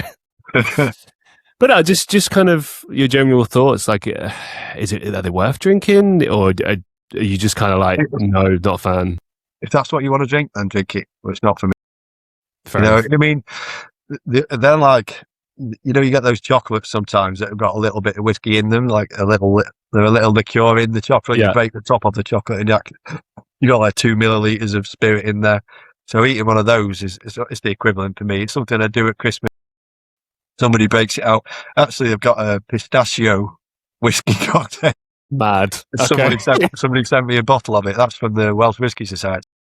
They did a tasting and they sent me 3 bottles of whiskey with A, B, and C and D on it. So I don't know what they are. And the last one was white. And I'm like, what is that? So I phoned or spoke to Sean on the line and said, mate, what's this? And he went, oh, it's a pistachio whiskey liqueur. And I was like, okay, put that over there. So I've still got that and trusty. Maybe one day I'll break it out and see what it's like. But I mean, for me, a whiskey is about the wood. So from drinking it from a port cask, I want the vanilla. From the bourbon, I want the nuts and the dark fruit. From the port cask, I want, from a sherry cask, I want like a Christmas cake in my mouth. Dried fruits, raisins, a bit of plum, maybe some cinnamon, Christmas spice. And if all you can taste is some other thing that they've put into it, like to make an orange whiskey cocktail, all you can taste is the orange. You can't taste anything else. You might as well just drink a can of Coke. So I mean, but you know, if that's your thing, that's your thing. Like my mum drinks Bailey. It's a real Bailey's drink. And Sainsbury's over the last year or so have done a huge range of Baileys. So they did a chocolate orange Baileys, an espresso Baileys, a salted caramel Baileys. And it's, although it's still a Baileys, it doesn't taste like a Baileys. You know, it is still a Baileys, but it doesn't taste like the original cream sherry Baileys, which is when somebody offers me a Baileys, that's what I expect. So if you offer me a whiskey and all I can taste is orange, I'm like, what's that? I know what you mean. Like I foolishly tried what was it? I think it was Cruz Campo Seville orange flavor beer, right? And I don't know what I was expecting. I just thought, oh, the price point's cool. That'll be a bit of fun. And I drank it, and it wasn't as bad as I thought it'd be, but it wasn't good. And I was like, oh, it's just they've made the beer weaker and thrown in more of the orange flavor, and it's just like a sort of it kind of tasted like a watered down shitty IPA, to be honest. Like it was just not good. I was like, oh, okay. That's what happens with a whiskey cocktail. Like you say, whiskey's got to be 40%, or it's not whiskey, and it's got to be 3 years old, or you can't call it single malt whiskey if it's not 3 years old. Well, that rule doesn't apply to whiskey cocktail. Yeah, there's a few things that I've found that I've learned that are quite interesting about whiskey in general. Like, for instance, you're talking about the age preferences. So, it has to be at least 3 years for it to be considered a single malt. It's not often, though, that you get like a single malt and it will say, like, I don't know, 5 years aged or 8 years aged. Like, generally, it will be 10, 12, 15, 20, and so on. And a lot of that's to do with marketing. They, like, some companies just choose not to advertise that or, you know, make a big deal about that. And I always just find that interesting as a marketing choice. Like, why not tell people how long it's aged? Why not kind of give people a bit of an insight? But then, I don't know, maybe it's by design. Maybe that's the whole point, is to avoid that and say we're different. Like, for example, Tumnavolin that you mentioned earlier, that don't really focus on that and focus more on the fact that, hey, we're using these casks. Yeah. I mean, Tumnavolin made me look a bit stupid, to be honest, because as I did that video, they released a 25-year-old as part of their birthday celebrations. And then they just did it to spite you, mate. I'm sure they did. The reason. Well, a girl from Tumnavolin saw my video and she sent me amazing. a 13-year-old Tumnavolin. So they do one. Well, that one was just made for the recent Spirit of Speyside festival. So I don't know, they must have had a few left over. So she sent to me. I'm sure she sent to me just to say, look, see, we do age stuff from time to time, but this is a cask strength and it's not cask finished. It's straight out of a bourbon barrel. So essentially, this is the raw stuff that they have before they stick it into a port cask. So it'd be interesting to see what their raw stuff tastes like. If they're just putting it into a port cask to cover up a really bad whiskey, you know, maybe that's what they do. But after I've drunk this, I'll tell you for sure whether it's... Speaking of cask strength as well, that was the thing that made, like, maybe the first revelation for me as far as like changing or evolving what like the taste of a whiskey could be. Because I always kind of assumed that, and this spoke to my ignorance, I just not tried enough, but I always assumed that whiskey was either just your entry level shelf stuff like Jack Daniel's, something like that, Bell's, or that it had this kind of, I think as you put it in recent videos, antiseptic taste, this kind of like clinical taste. And I think what I understood years later is that I'd tried a specific type of Lafroig and I didn't like it, and that's why I had that perception. Or there was a few English ones I'd tried and it had like a similar taste. There you go, the Lafroig 10. I love the 18, I got to say. I'm a big fan of the 18. Yeah, but I think they're all good. I don't think I've had the 18. I've had the 10. I've had the 10 cask strength. I've had the 16. I've had the 10 sherry cask as well. And then I've had the cheaper. They do an entry level one Oak Select as well, which is all right. This difference between non-cask strength and cask strength, though. So it's like 50% is the benchmark, as I understand, before it's considered. So once it reaches that level of percentage ABV, then it's considered cask strength. What's kind of your general thoughts on cask strength whiskies? I've always tried them. I've never shied away from them really until a couple of months ago. I won't say what it was. It was bottled by Cadenheads, but I won't say where the whiskey came from. And it was like 63%. Wow. And it was just too strong. There was no flavour at all. I let it air, I let it breathe for a bit, and then I tried it, and it's like, that's great. So I put a bit of water in it, mixed it, left it a bit longer, drank it again, and there was nothing in it but ethanol for me. And it was as if it overpowered. The ethanol was so dominant. I couldn't get any oak from it. I didn't get any other flavours from it at all.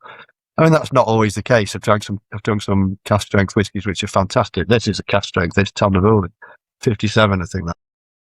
I think probably for me, 56, 57 is probably the max.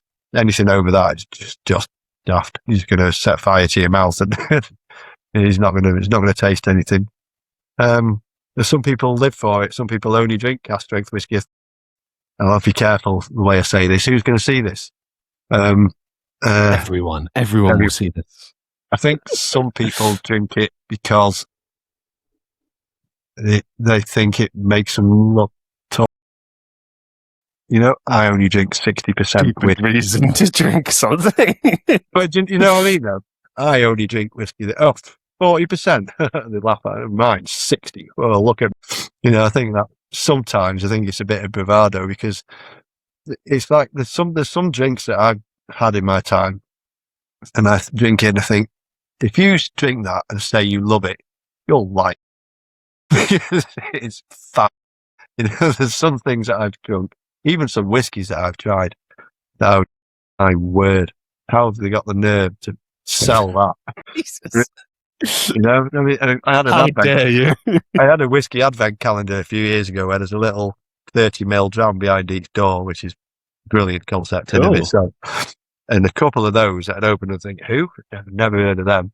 And I drink it and I go, that's why I've never heard of them. So yeah, some of them were absolutely rotten. But you know, each to his own. I mean, I think personally, there's a little bit of that in it, a little bit of bravado in it. But you know, if you really like it and that's what you like, and you want to drink that, then drink it. What do you think about whiskey miniatures? Yeah, Yeah. Especially if you're new to whiskey, and you don't know what your flavour profile is, you don't know what you really like. It's kind of daunting to go away and spend 30, 40, 50, 60 quid on a bottle of whiskey and not know if you're going to like it. You know, so you take a sip of it and you think, oh my God, that's foul. Then you've wasted that money. So if you can buy a 50ml bottle of it and sample it first, absolutely brilliant. Or even a 20cl bottle, you 200ml bottles. I think they're great. There's something we sell at the whiskey shop that I've sold to a few people, and I think the concept's fantastic. It's called Scotland in a Box, and it's literally just a range of different miniatures from all different parts of Scotland, all different distilleries. Some of them are some of the biggest ones as well. And I've always thought, like, if you've got someone because I wouldn't buy someone that for their first introduction. I wouldn't do that. I'd get someone who's been drinking a little bit, has kind of established, okay, I like these, maybe not these, and they're looking to maybe expand their knowledge of single malts. I think something like that is fantastic. Yeah. And there's other little smaller examples and expressions and whatnot, but yeah, I right there with you. I think it's great because if you don't want to kind of break the bank and you're not looking to like spend loads, but you want to get a little bit of a taste. Yeah, perfect. I mean, to explore. I mean, even for me, still now, I've got a carrier bag somewhere full of empty miniatures, and I've got loads on my shelf, and I've got sets. So they're really good to explore a new distillery. So like an Irish whiskey, Redbreast, in your shop, you do a little box of 3 different Redbreast whiskey. And I wanted to try Redbreast, but without spending 40 quid or 50 quid on a full bottle. Well, last time I was in the whiskey shop, I bought, and I think it was a 12, a Lustow, and a 15 Redbreast, so I can get to try them. It only cost me so yeah, I've got those, and I've got sets from Sweden, Macmira whiskey, and I bought a set of miniatures from there so I could try them. I've got loads of miniatures. Yeah, to try a new whiskey, I think it's fantastic. If you're going to spend 40 or 50 quid on a whiskey that you don't know you're going to like, then, you know, it's risky. And also for friends as well, for buying gifts for people who are new to whiskey. So I like a sherry cask is my favourite whiskey. But I also like a decent smoky whiskey. I like a Lafroig, I like a Talisker. But would I buy a Lafroig for a friend who was just getting into whiskey? Or would they think I hated them? What did you buy me that for? Because smoky whiskey is a real niche. You either love it or you hate it. It's like the Marmite of the whiskey world. You love it or you hate it. So if I bought that for someone and they drank it, they'd be like, God, why does Andy hate me so much? You know, so it's difficult. So if you could buy them a set, like you said, like a set of Scotch whiskey from all around, get them a Speyside whiskey, a Highland whiskey, an Islay whiskey, and they only have a little 50 mil to decide if they like smoky whiskey or not. Perfect. Yeah, I think they've absolutely definitely got that. What's the worst whiskey you've ever had? Blair, there you go, I said it. And why? It was just flat. There was just nothing to it. It was, I don't know if I had a bad batch. I don't know if the cork had been split and it had aged and then oxidized, whatever you call it, in the bottle. I don't know if there was something wrong with that particular bottle, but it was just bad. It lacked depth, it lacked flavor, it lacked texture. It was more like whiskey flavored water than whiskey, if you know what I mean. It was really thin in the mouth. It was just, I could have probably just gulped it down. I wouldn't. So no, I don't like that at all. Yeah, but you know, they're a decent popular brand apparently. So maybe I just had a bad bottle. I wouldn't like to say that all their whiskies are the same, but it put me off, and I've only ever had that one. What's the best whiskey you've ever had? Just looking at the millions and millions of bottles. These are just cardboard tubes on the floor, or all the metal tubes. You know, the round ones. They don't stack very well. Like these. Cerebro on the floor. I prefer these, like the one I got behind me, the Glenfiddich 18. Like I don't know what it is. It's kind of like a triangular version. I prefer that. There it is.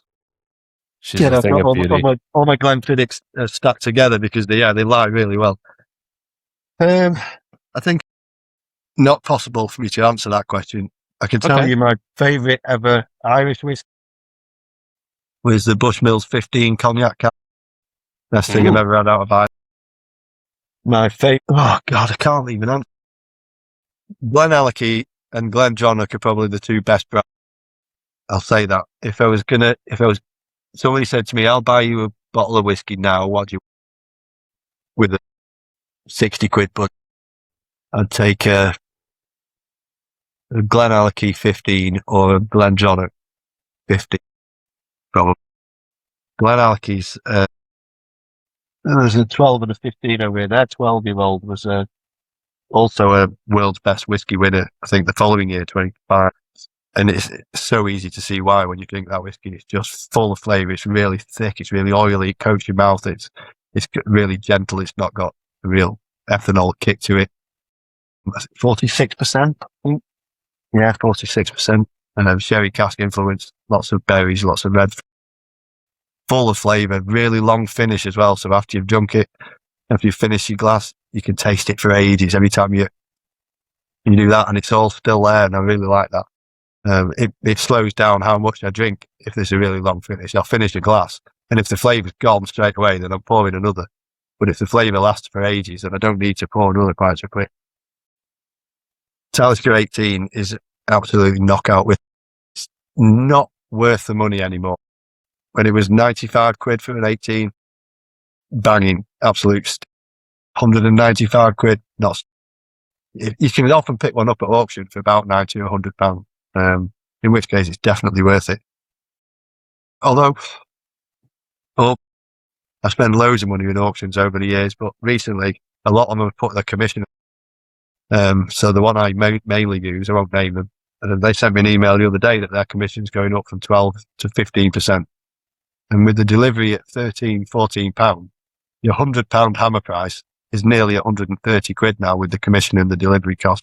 And that just, it's not worth it for me anymore. It's not worth the excitement of, well, I've got this bottle for 30 quid under retail price. Well, then you're paying 30 quid extras on top of it. You might as well have gone to the shop and bought it. You know, I know a lot of people buy auction stuff because they get the rare stuff. But my limit's usually around 100 quid. I don't go on there and spend 500 quid on an 18-year-old spring bank and stuff like that. I'm usually there to try and get a bargain, try and get something that for 30, 40 quid less than they can get it in the shops. But now you can't. What's your favourite whiskey fact? Well, using the term fact maybe a little loosely. Myth? Myth, legend, story, half truth. Story goes that during American Prohibition, Lafroig was allowed through, marked as a medicine. Customs or whoever didn't think anybody would drink that stuff for pleasure because of the antiseptic, iodine, medicinal strength of it. So I think that's half true in as that it was allowed in under a certain. I think it was because of the strength. It was a lot of whiskies were. I think that's the point. A lot of whiskies were allowed in under the same loophole, not just Lafroig, but then Ian Hunt, who was the Lafroig owner, sort of jumped on it and sort of embellished the story a little bit to say, no, it was only our stuff and it was only because customs guy said. So I think there's a bit half truth in it and half not. But I like it. I like the idea that it was sort of smuggled in and people going to the doctors, I need some of that Lafroig, and then walking off with a bottle of whiskey on a prescription and laughing about it. I mean, amazing if you could get whiskey on prescription. I'd be so ill all the time. I'd be at the doctor's every week. Doctor, this pain's not going away. I need another bottle of Talisker. What has whiskey taught you about life? That there's always something new to.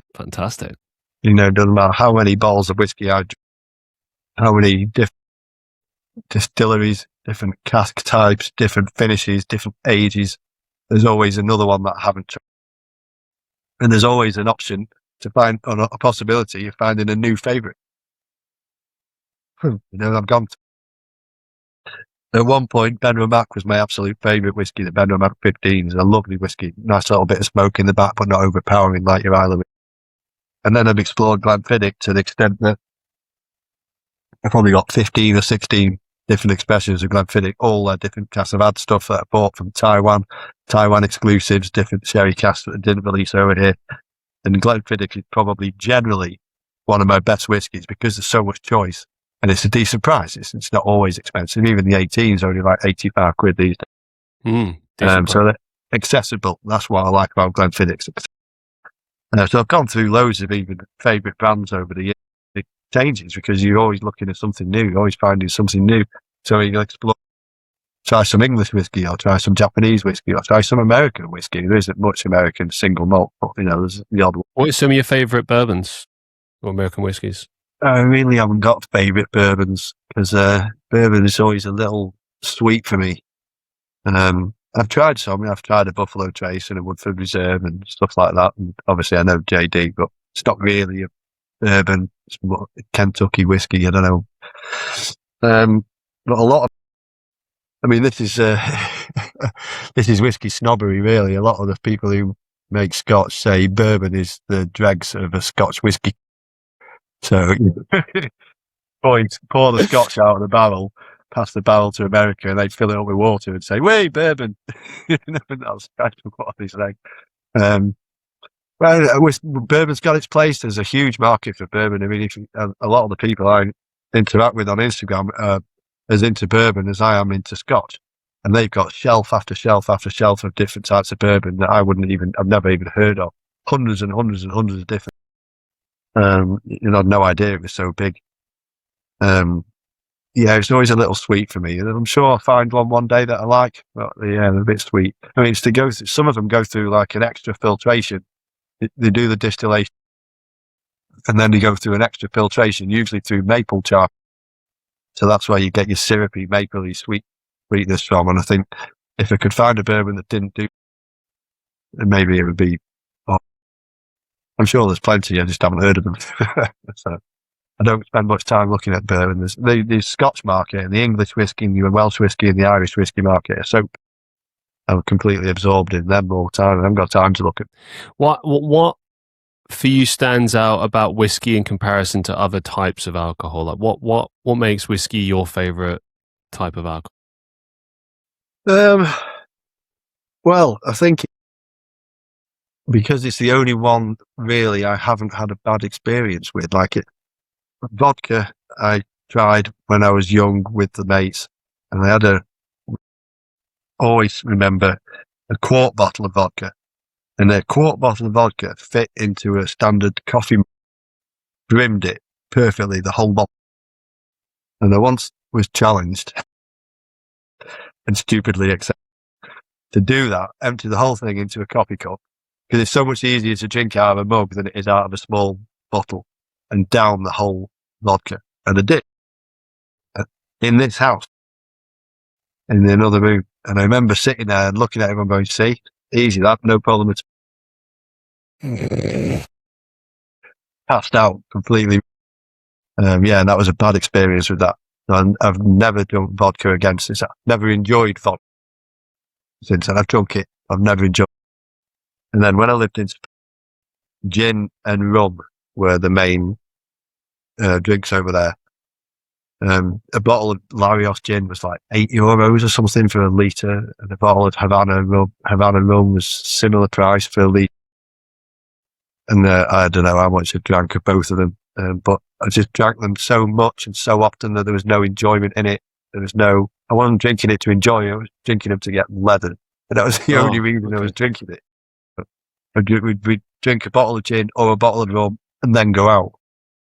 So that's what it was like in Spain. So then, when I stopped drinking all of that and sort of discovered whiskey for myself, I'm sure there are different kinds of rums and different kinds of gins. I know vodka is a big thing. There's lots of different vodkas. There's luxury vodkas, and it depends where the water's from and how cold it was when and what kind of potatoes they use and sort of.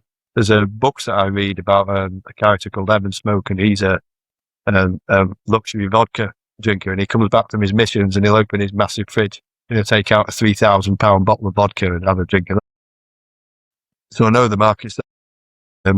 I've never seen it. I've never explored it. I chose whiskey, and that's where I stayed. I've found something that I love, found something that I like learning about, reading about, talking about. You might have known. And I'm happy there. I don't not like anything. It's not that I don't want to drink rum anymore, don't want to drink gin anymore, don't want to drink vodka anymore. I just don't. Things have happened, I've done it, and I don't want to do it anymore. I don't drink beer and lager because I always get really bloated. And I don't want to go out on a night, drink 3 or 4 pints and be huge and bloated and stuff. I did when I was younger. I drank plenty of beer when I was younger, but I don't drink that anymore. Occasionally I'll have a wine with a meal if I'm out. And occasionally in the summer I'll have a cider. But whiskey most of the time. 99% of the time I'm drinking. A few times throughout the show you've mentioned going to Spain, living in Spain. Why did you go to Spain? Like what was the story there? I got offered a job over there. I worked for a large conveyancing company in Manchester, in this country, countrywide. And I've been there for a year or so, year and a half. And then, funnily enough, so the story goes, I was hit by a car in Wilmslow on a night out, and I'd just gone out before you say anything. I got out the car, walked across the road, and as I walked across the road, I got hit by a car. So I hadn't started drinking yet. I wasn't pissed, and it wasn't my fault, right, before you say anything. And it broke my leg. I broke second and third metatarsal in my foot. So my leg was in a plaster, and then up to the knee. So everybody in the office went on a day trip down to another office in Leatherhead, and I didn't go because my leg was in a plaster. So I was in the office on my own, and and it was the Spanish branch of our company, and they were called H2O Countrywide, and they had an office in Marbella. And I answered the phone. I was the only one there. And they said, "Oh, hi, we need somebody to come over and help us with the database and help us with some programming on our internal system. Is there anyone there that can help?" "Of course there is. I'd love to." I said. So they said, "All right, cool, we'll sort it out." So they did. They sorted it out. They flew me over. They put me in a hotel. I did 2 or 3 days there helping them out with programming for their system, looking at the data. And I came home. And that was brilliant. I thought that was the end of it. It was a nice little away a few days. Never been to mainland Spain before. I'd been to some of the islands, but never mainland Spain. It was great. I loved it. So a couple of weeks later, they phoned me up. "Can you come back again, but stay for a week this time? We'll have loads of work for you to do." It's like, yeah, well, all right. I don't mind. So I did. And then when I was there, the guy I was working with, Craig, he said, "Look, we're going to take someone on full time. Do you want? This is what you'll get paid. This is where you'll be. This is where you work." And I went, "Yeah, all right." I wasn't unhappy, but working in Manchester city centre, getting a train there and back every single day from Macclesfield wasn't great. Driving and working on the Costa del Sol, 100 yards from the beach in Marbella, give it a go. I was 30 years old at the time. I'd just turned 30. Jeez. So I thought, yeah, why not? So I came home from that trip, phoned a mate of mine up and said, "Listen, I've been offered a job in Spain. I'm going to go over. Do you want to come?" And he was the same. He went, "Yeah, all right." So he came as well. So the two of us moved over there. He stayed for 4 years. I stayed for 15 years. So yeah, it was great. Okay. Yeah, well, the job was supposed to be, I think it was supposed to be 6 months or 6 months to it. But yeah, I just ended up staying for a bit. Well, I worked for that company for 2 years, I think, in the end, 2.5 years. And then, it must have been, it was just before, it wasn't quite the financial crisis. So it was probably 2006, 2007. So 2 or 3 years I worked there. And then I went somewhere else and got poached and went to another real estate. So it was mostly real estate agencies I worked at while I was there. And then the financial crisis happened. Loads of people left the country. Loads of people just gave the keys back to the mortgage lenders and went home. But I stuck through it. That's where my friend Dave went. But I stuck through it, and stayed there for 15 years in the end. I only came back here because my father died, so I came back to keep an eye on my mum. So that's why I decided when I came back, if I'm coming back, I'm changing my life again, and I'm not going to come back to England and get a job in an office that I hate. I'm going to come back, I'm going to do the acting, and I'm going to just make a go of it. So yeah, that's that one. And do I miss Spain? Every day. Would you say were the bigger lessons that you learned, your biggest takeaways from living in Spain? Live life at your pace. Don't let other people dictate it to you. So in Spain, the lifestyle is a lot slower than it is here. Here, everybody's got to do this, got to do it now, got to get there, got to do this, got to do that. Everybody's rushing. Everyone's on the train at 6 o'clock to get to the job because they start at 9 on the dot. They've got to get there. Over there, most businesses start work at 10. So it's a little bit more casual in the morning. A lot of them still do have a full 2-hour lunch break, the siesta, when they go home and then you work through till 7, and then you get home and you have a shower, you'll have a swim, and you go out to eat. Maybe later, they eat a lot later over there in the evening because they can, because in the evening in the summer, it's still 20 degrees, 25 degrees at 8, 9 o'clock at night, and you go out and you have a meal out, and it's fantastic. And it's slower, and it's easier. And it was just, I loved that. So when I told my boss that I was coming back, he was fantastic. I'd worked for him for probably 5 years at that point. We were good friends. We had a great relationship. And he said, well, do you want to carry on doing it? And I said, absolutely. Yeah, part-time. I'll do it part-time. And we discussed it. And we discussed a number of hours that I'll bill him. So I bill him a number of hours every month. Sometimes it's more, sometimes it's less, depending on what I do, how busy we are. And that gives me the flexibility to do the movie stuff and to do the acting. When I was doing the thing in Birmingham the other week, I had to go on the Friday. I had to set off, get down there on the Friday. So I didn't do any work on the Friday for them. So on the day before that, I just did a couple of extra hours. It's easy, doesn't matter. He doesn't mind when I do it, as long as so that was ideal. And through COVID as well, he was my bread and butter through COVID. When there was no acting work, I was still doing the work. And that was absolutely life-saving. And it's ideal for actors. It's very difficult if you're a jobbing actor. It's very difficult to have a job that offers the flexibility to be able to say, I've got a job tomorrow, I've got an acting job on Monday, I can't come in. I can't do a shift on Thursday, I've got an acting job. A lot of jobs would go, you can't give us that short notice, you need to give us more notice. So I'm incredibly lucky to be in a position to have that job. It is a good job, a secure job that I'm not going to lose. They need me, I need them. We get on really well, but it pays enough that I not have to worry about anything. It's great. And I can do the acting work as and when I need to do it, which is... So any particular goals you're hoping to achieve with acting or directing or anything? I just want to keep doing it. I just want to be in a position to be able to keep doing it. The making movies thing, I've been giving a lot of thought. Like, it's really hard. For me, the toughest bit is the locations. Oh yeah, and I forgot to answer your message about that stuff. Thank you.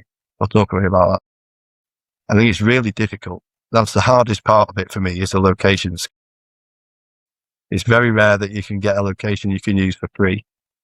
It's very difficult to find the right location.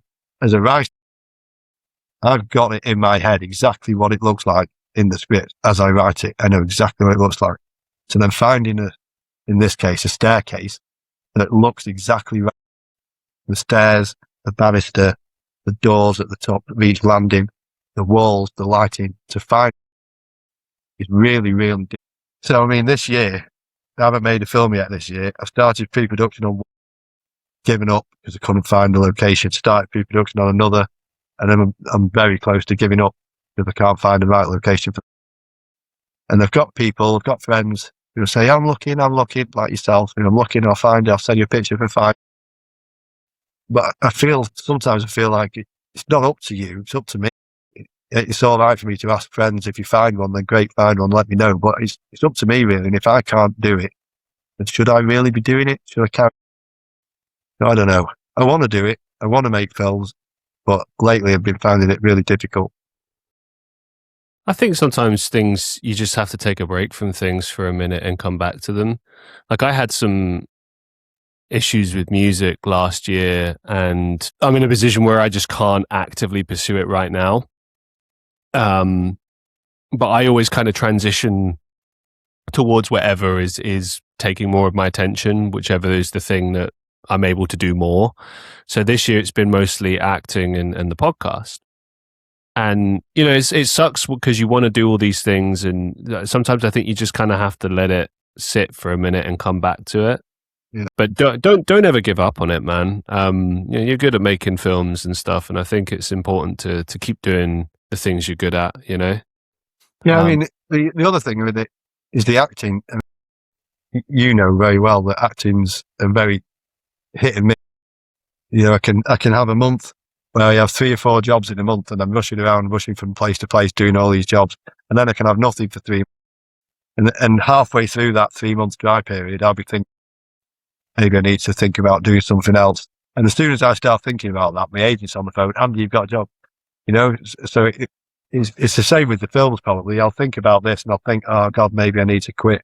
And then next week I'll be doing something. I'll be off somewhere, meeting someone or doing something. And I'll walk down the staircase and I'll be like, you know, this is exactly what I'm looking for. And I'll find it. And then that'll be it. It'll be off again. And I'll be straight on the phone to everybody. Right, we go. I don't know. So yeah, it's a fickle business. It's a tough business. If it was easy, everyone would be doing it, wouldn't they? So, I mean, even some of the big guys, some of the actors I look up to, the directors I look up to, even some of the stuff they put out sometimes, I think, you know, they make mistakes as well. The great Steven Spielberg, he's done some of the best films in history and some of the worst. You know, Christopher Nolan, I mean, some of the stuff that he does, it's mind-blowing how he even came up with the idea, let alone got that idea from his head onto paper and then onto the screen. But some of the stuff he's done, I think, I wish he hadn't done that. You know, and then some of the actors as well. I mean, there's some of my heroes like Gary Oldman, absolute genius, one of the most versatile actors in existence. I think has done some absolute horrors. You know, but some of the stuff he's done. Tim Roth, Steve Buscemi, James Gandolfini, who I adored. Yeah, he's one. I can't think of a film that he's done really actually that I didn't like.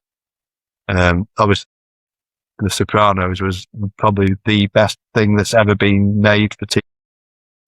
Better than everything, better than Breaking Bad and Game of Thrones and everything. Genius. And he was pivotal part of making that what it was. It was absolute tragedy that we lost him. But I love this about TV and I love this about everybody had a pivotal role in that show. Pussy Bob Pincero and Bobby Bacalari and Christian Maltesanti and Adriana arc from stripper girlfriend to FBI informant. Oh, her arc was amazing. I would have loved to have been her. I'd have loved to have had that and to play that role. All of them were everybody. The writers of that show were absolute geniuses. I would love. You said, "What was my dreams?" To be in some with the weight of The Sopranos, you know, to be in something that, even if it was just as a day player, even if it was for a day, to be in, if I could go back in time and get a day working on The Sopranos, my God, there'd be nothing else left for me to do. You know, I'd be like, that's it. There's nothing ever going to be better than that. So there's no point trying. But then to be in some of Christopher Nolan's movies, do you know what I'd love? I would love to be in the room with Christopher Nolan when he coming up with one of those ideas. When he came up with Interstellar, where the hell did that come from? That scene where he's climbing through the different time zones, the different libraries, well, you know, the book. How would you even come up with that? I mean, if it came to him in a wild dream, how do you then write that and then get it into a storyboard picture and then visualize it on a screen? I mean, I'd love to have been inside his head when he came up with that. I'd love to be in a room with him when he comes up with some of his ideas. Yeah. Michael J. Fox was one of the best actors of the 80s and 90s. I loved him. I loved his film because he was young, you know, because he wasn't much older than me, still isn't. And then watching his progression and sort of coming up with him, only a few years behind him age-wise. I'd give him a right arm to have been Michael J. Fox back in the 80s. Loved him. Great guy. Absolutely. Again, tragedy what's happened to him. But, you know, what was he in? I saw him in something recently. He played a lawyer in something recently. Oh, God, what was that? As soon as you put the phone down, I'll remember it. And I was like, oh my God, that's Michael J. Fantastic. I was so happy to acting again after such a long time away. It was so great to see. Yeah. Wow, God, nostalgic. Who's yours? Tell me who your heroes are in the act. Ooh, Pacino for sure. Right. But more so early Pacino, to be honest. 70s Pacino, I'm a big fan of. Right. Everyone always... No, before that, like Serpico and The Godfather and stuff. I really felt like that particular era was really what I drew a lot of inspiration from. Godfather, genius again. Genius. The whole, I've got the books. I've read the books. The Mario Puzo's book, amazing. Again, getting it from the page onto the screen was a work of genius. Joaquin Phoenix is another one. Oh yeah. Big fan of him. Robin Williams. Another chap. I mean, Joaquin Phoenix's performance in Joker was out of this world. I've never seen it. You could never imagine the Joker being like that. He was absolutely. I don't know which to God they haven't done this, but the first one was amazing. Really, I don't consider the sequel to be canon. I'm like, it doesn't exist in my mind. Yeah, it shouldn't. There's some things you just shouldn't touch, and there's some things that you should. We've done that. Put it over there. It'll go down in history. Do not touch it. There's plenty of films like that, but they just can't help themselves. So sometimes they ruin things. I wish they wouldn't. But yeah, I agree with you on that. I definitely agree with you on Robin Williams as well. Another tragedy. Brilliant comic mind. Amazing improv. Come up with things. I mean, what was that scene he was in with Matt Damon? In Good Will Hunting. In Good Will Hunting, yeah. And they were talking about, and he said about his wife's partying or something, and it was all improv. He came up with it all on the spot, and Matt Damon's laughter is there. His actual genuine laughter because he wasn't expecting any of it. There's very few people who can do that the way Robin Williams used to do that. He was brilliant. And Mrs. Doubtfire, oh my God. Yeah, he was brilliant. Again, very versatile. Put him anywhere. Put him in a drama, comedy, he was Good Morning Vietnam. What a movie that. Nobody else could have done that. Anybody else in that role, he just wouldn't have been. What has acting and directing taught you about life? Well, contrary to what I just said a few minutes ago, I suppose, keep going. It all stems back to what you want in life, really, for me. I want to drink whiskey. I want to learn about whiskey. I want to be an actor. I want to make movies. I want to be in the game. I can't do it if I give up. Well, there you go. Yeah, you got I suppose everybody questions themselves, don't they, from time to time? Everybody in every walk of life across the world will think, God, do I really want to do this anymore? Is this too hard? Can I keep going? And yeah, I suppose I do it maybe more often than other people. You're not the only one. Dude, I do it all the time. I've been pursuing acting now for 7 years. I really have to fight to get work. You were talking before about getting regular essay work and stuff like that. Like, I could only dream of that. Like, I got a little bit in the beginning, and then it died. When I had long hair, I had an agent and then another one. That didn't work out. I cut my hair, I changed everything to try and to get an agent. Couldn't find one. I must have emailed like 200 different people. And then I got really down about it all, and like music hadn't worked out, and everything was just kind of turned into shit. And my attitude now is just go with the flow and just do what I can. If the world doesn't want me, well, I want me. I want to keep trying. Absolutely, yeah. You do keep going. Yeah, yeah. I mean, never give up, man. Never give up. With acting, I consider myself to have been very lucky, really, because a lot of people who want to get into acting never get any work, and they call themselves an actor and have they've been an SA maybe, or they've been an extra, but they've never had a speaking role in anything. And some people wait years and years and years for that to happen. And the first movie the one I mentioned before, that we did just before lockdown, The Every Legend Ends, I had only been acting, or only calling myself an actor for probably a year, and I had dialogue in a feature film, and I was like, wow, this is ace. And I've done 4 or 5 feature films since then, loads of TV shows. I've had speaking role in Fool Me Once with what was her name? That girl who's that famous. She's going out with Mark. I don't know. Can't But there you go. You've had a lot of experience, more so than me. You're smashing it, mate. Yeah, that was a Harlan Coben, and I love Harlan Coben books, so I was well chuffed to be in that. There you go. Yeah, it's great. I consider myself quite lucky, really. I mean, I'd always want more. You know, I'd do it 5 days a week if I could, or 7 days a week if I could. If the work was there, I would do it. But a couple of days a month at the moment, that's happy. It's good. I'm happy with that. Never know what the future holds either, you know? Absolutely, yeah. Like I said before, you can have nothing for ages and I start questioning it, and that's the time my agent's going to phone and say, got you a job. What's the worst advice you've ever received? Generally, or relating to... I don't know, really. I can't think of any particularly bad advice I've ever been... I've never really... I can't even think of any good advice I've ever received, really. So I won't ask you the follow-up then. Yeah. Was that your follow-up question? Was it? So, really, I don't know. I mean... Any advice that sticks out at all? Anything, good or bad?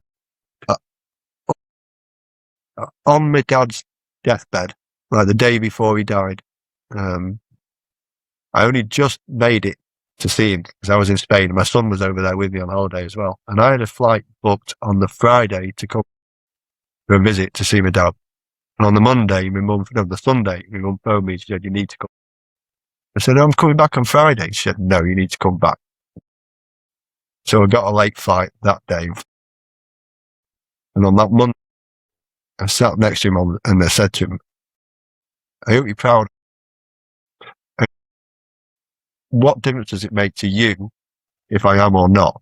And I said, because I want to know that you are. I want to know that I haven't embarrassed you. I want to know that you're happy with what. And he said, I've always been proud of you. The main reason I'm proud of you is because you don't give a shit whether I am or not. You do you. You always have, and you always. And I was like, oh. And there was far more tears than now that. And he died the next day, the very next day. So if I had waited until the Friday, I wouldn't have been there. I would have missed it. So I was incredibly lucky that I did come back. And when we were at the actual service, all I could think of was that he'd said was you don't care what other people think. If somebody tells you they think you're a dickhead, you just laugh at them. If somebody tells you they think you're shit at your job, you just laugh at them and carry on doing it. If someone tells you you're not a good actor, you'll just go, whatever, and carry on. And he said, the way he worded it was that he loved that about me. So I think that's probably why I still am like that. Because I mean, sometimes I think maybe I should care what people think about me. But if I did, would I have made my films? Would I have made my 5 films if I was worried about what people would think about them? Some people have said to me, they're brilliant, those, Andy. Well done for the first time you've ever made a film. And other people have said, they're shit, they are, mate. And those people have said, oh yeah, show us your... Oh, I've never made one. Oh, sure. You know? So there's just some random person. Oh yeah, I mean, the trolls I get on Instagram, they're hilarious, absolutely hilarious. I don't know if they think I cry when they say stuff on my posts. I don't know if they think I go... It's about your whiskey stuff or you just do acting stuff? Or... On the whiskey stuff. I mean, the whiskey Instagram lately has gone I got a real milestone number the other day, 1.2 million views in the last 30 days. Oh, I don't know where that came from. And in a month, I've gone from 7,000 followers, where I'd been for about a year, to nearly 15,000. And that's just happened. And so with that has come a load of... And they must think that I read it and cry. Oh, what have you said? And I read What kind of stuff did they say? I mean, it's just you giving your opinion on fucking whiskey. So what's talk about mansplaining, an Englishman explaining Scots to us, you know, and stuff like that. And loads of it's like borderline racism, you know. Well, you're English, wow. What do you know about Scots? You're English and stuff like that. And other people just putting gifts on us and going like that and going, looking for someone who cares. And those people say, well, you cared enough to leave a comment, didn't you? Most of them would just laugh and go, oh my God, how bad is your day that you feel the need to do that? I mean, if you're scrolling, I'm scrolling on Instagram and I see something and I think that's shit. I just, you know what I do? I go, whoop, I scroll past it. I'm not going to take the time to go, that's shit, in a comment. What's the point? This makes me look like a dick. And that's what it makes them look like. So when they do it, it's like, my God, your day must be really bad. You must be having a really bad day if you feel the need to do that. My mum always used to say, it still does, if you got nothing nice to say, don't say. And that goes straight to these people. You don't have to be an idiot. If you don't like it, just move. There you go. Well, I don't know. It's weird. It almost encourages me to do more. Yeah, do more, man. Yeah. Well done. Yeah, you think you know more about it than me? Well, then let's see your posts. Let's see your videos about whiskey. I'll keep doing mine. If you like them, great. If you don't, piss off. There you are. There you are. What's the biggest life lesson you've learned so far? Anything can happen. So you might as well just get on with what you can fail. Oh, that's another one. You can fail at anything. So you might as well fail at doing something. Solid advice there. Thanks for sharing, man. Yeah. I don't know how I got that from. I probably heard that from an actor or something. Yeah, if you're going to fail, you might as well at least do it doing something you love. Even if that's the other thing, the other part of that as well. Failure isn't.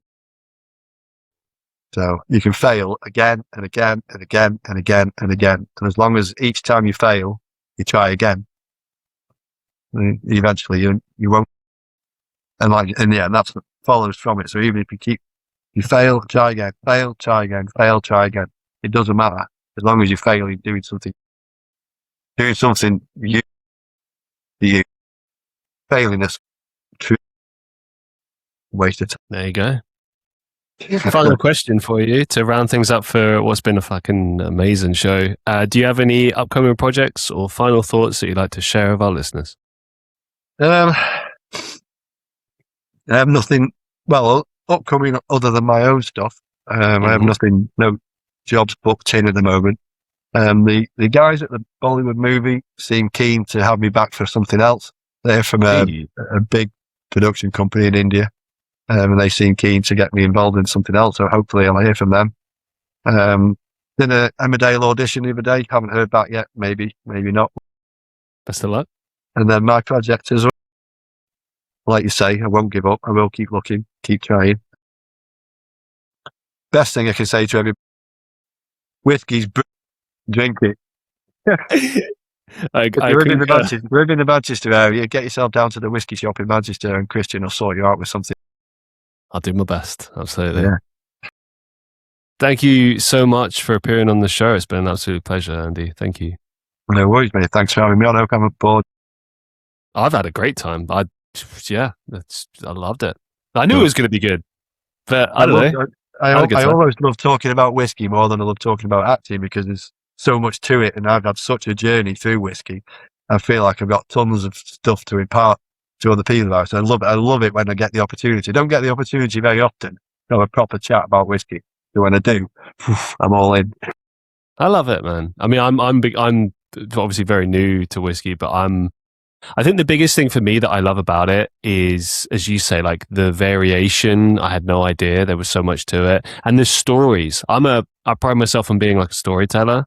So there's been times when I've learnt stories and then told these stories to customers, and then ended up selling them particular bottles based on that. And it's just cool because I love the story as well. Like I'm like, yeah, isn't this amazing? Like, wow, like you know what I mean? Like that's the basis of my videos on Instagram. Is I'm not really there's people who do here's a new bottle that I bought, let's taste it. Oh yes, I'm getting this, I'm getting that. Yeah, that's a nice whiskey. And mine aren't really like that. I do those occasionally, but mine are more about. So I did a Tamna Bulling video, so I'm telling you more about what Tamna will do, why they're different from other distilleries, and at the end of it, then I'll taste one of their whiskies and tell you why. So I'm more of a whiskey history, whiskey education, whiskey knowledge, whiskey tips, more than just a straightforward reviewer. I do reviews from time to time, but I'm more about education, whiskey history. Whiskey history is massive. There's 300 years of single malt history in Scotland, and 200 or whatever distilleries. So yeah, it's huge information stored up there. And it's all. Thanks again for appearing on the show. To all the listeners of the Christian Reeve Podcast, I hope you enjoyed this as much as I did. I'll make sure to leave links in the description so you can check out Andy's film work, his whiskey work, and everything in between. As always, be safe, be well, and I'll see you all in the next one.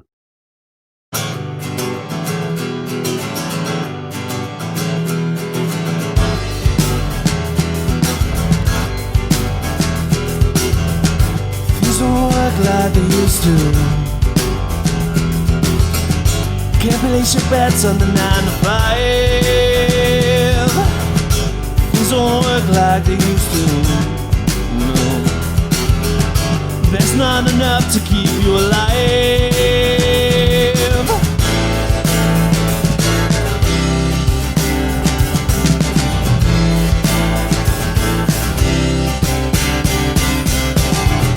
Head in the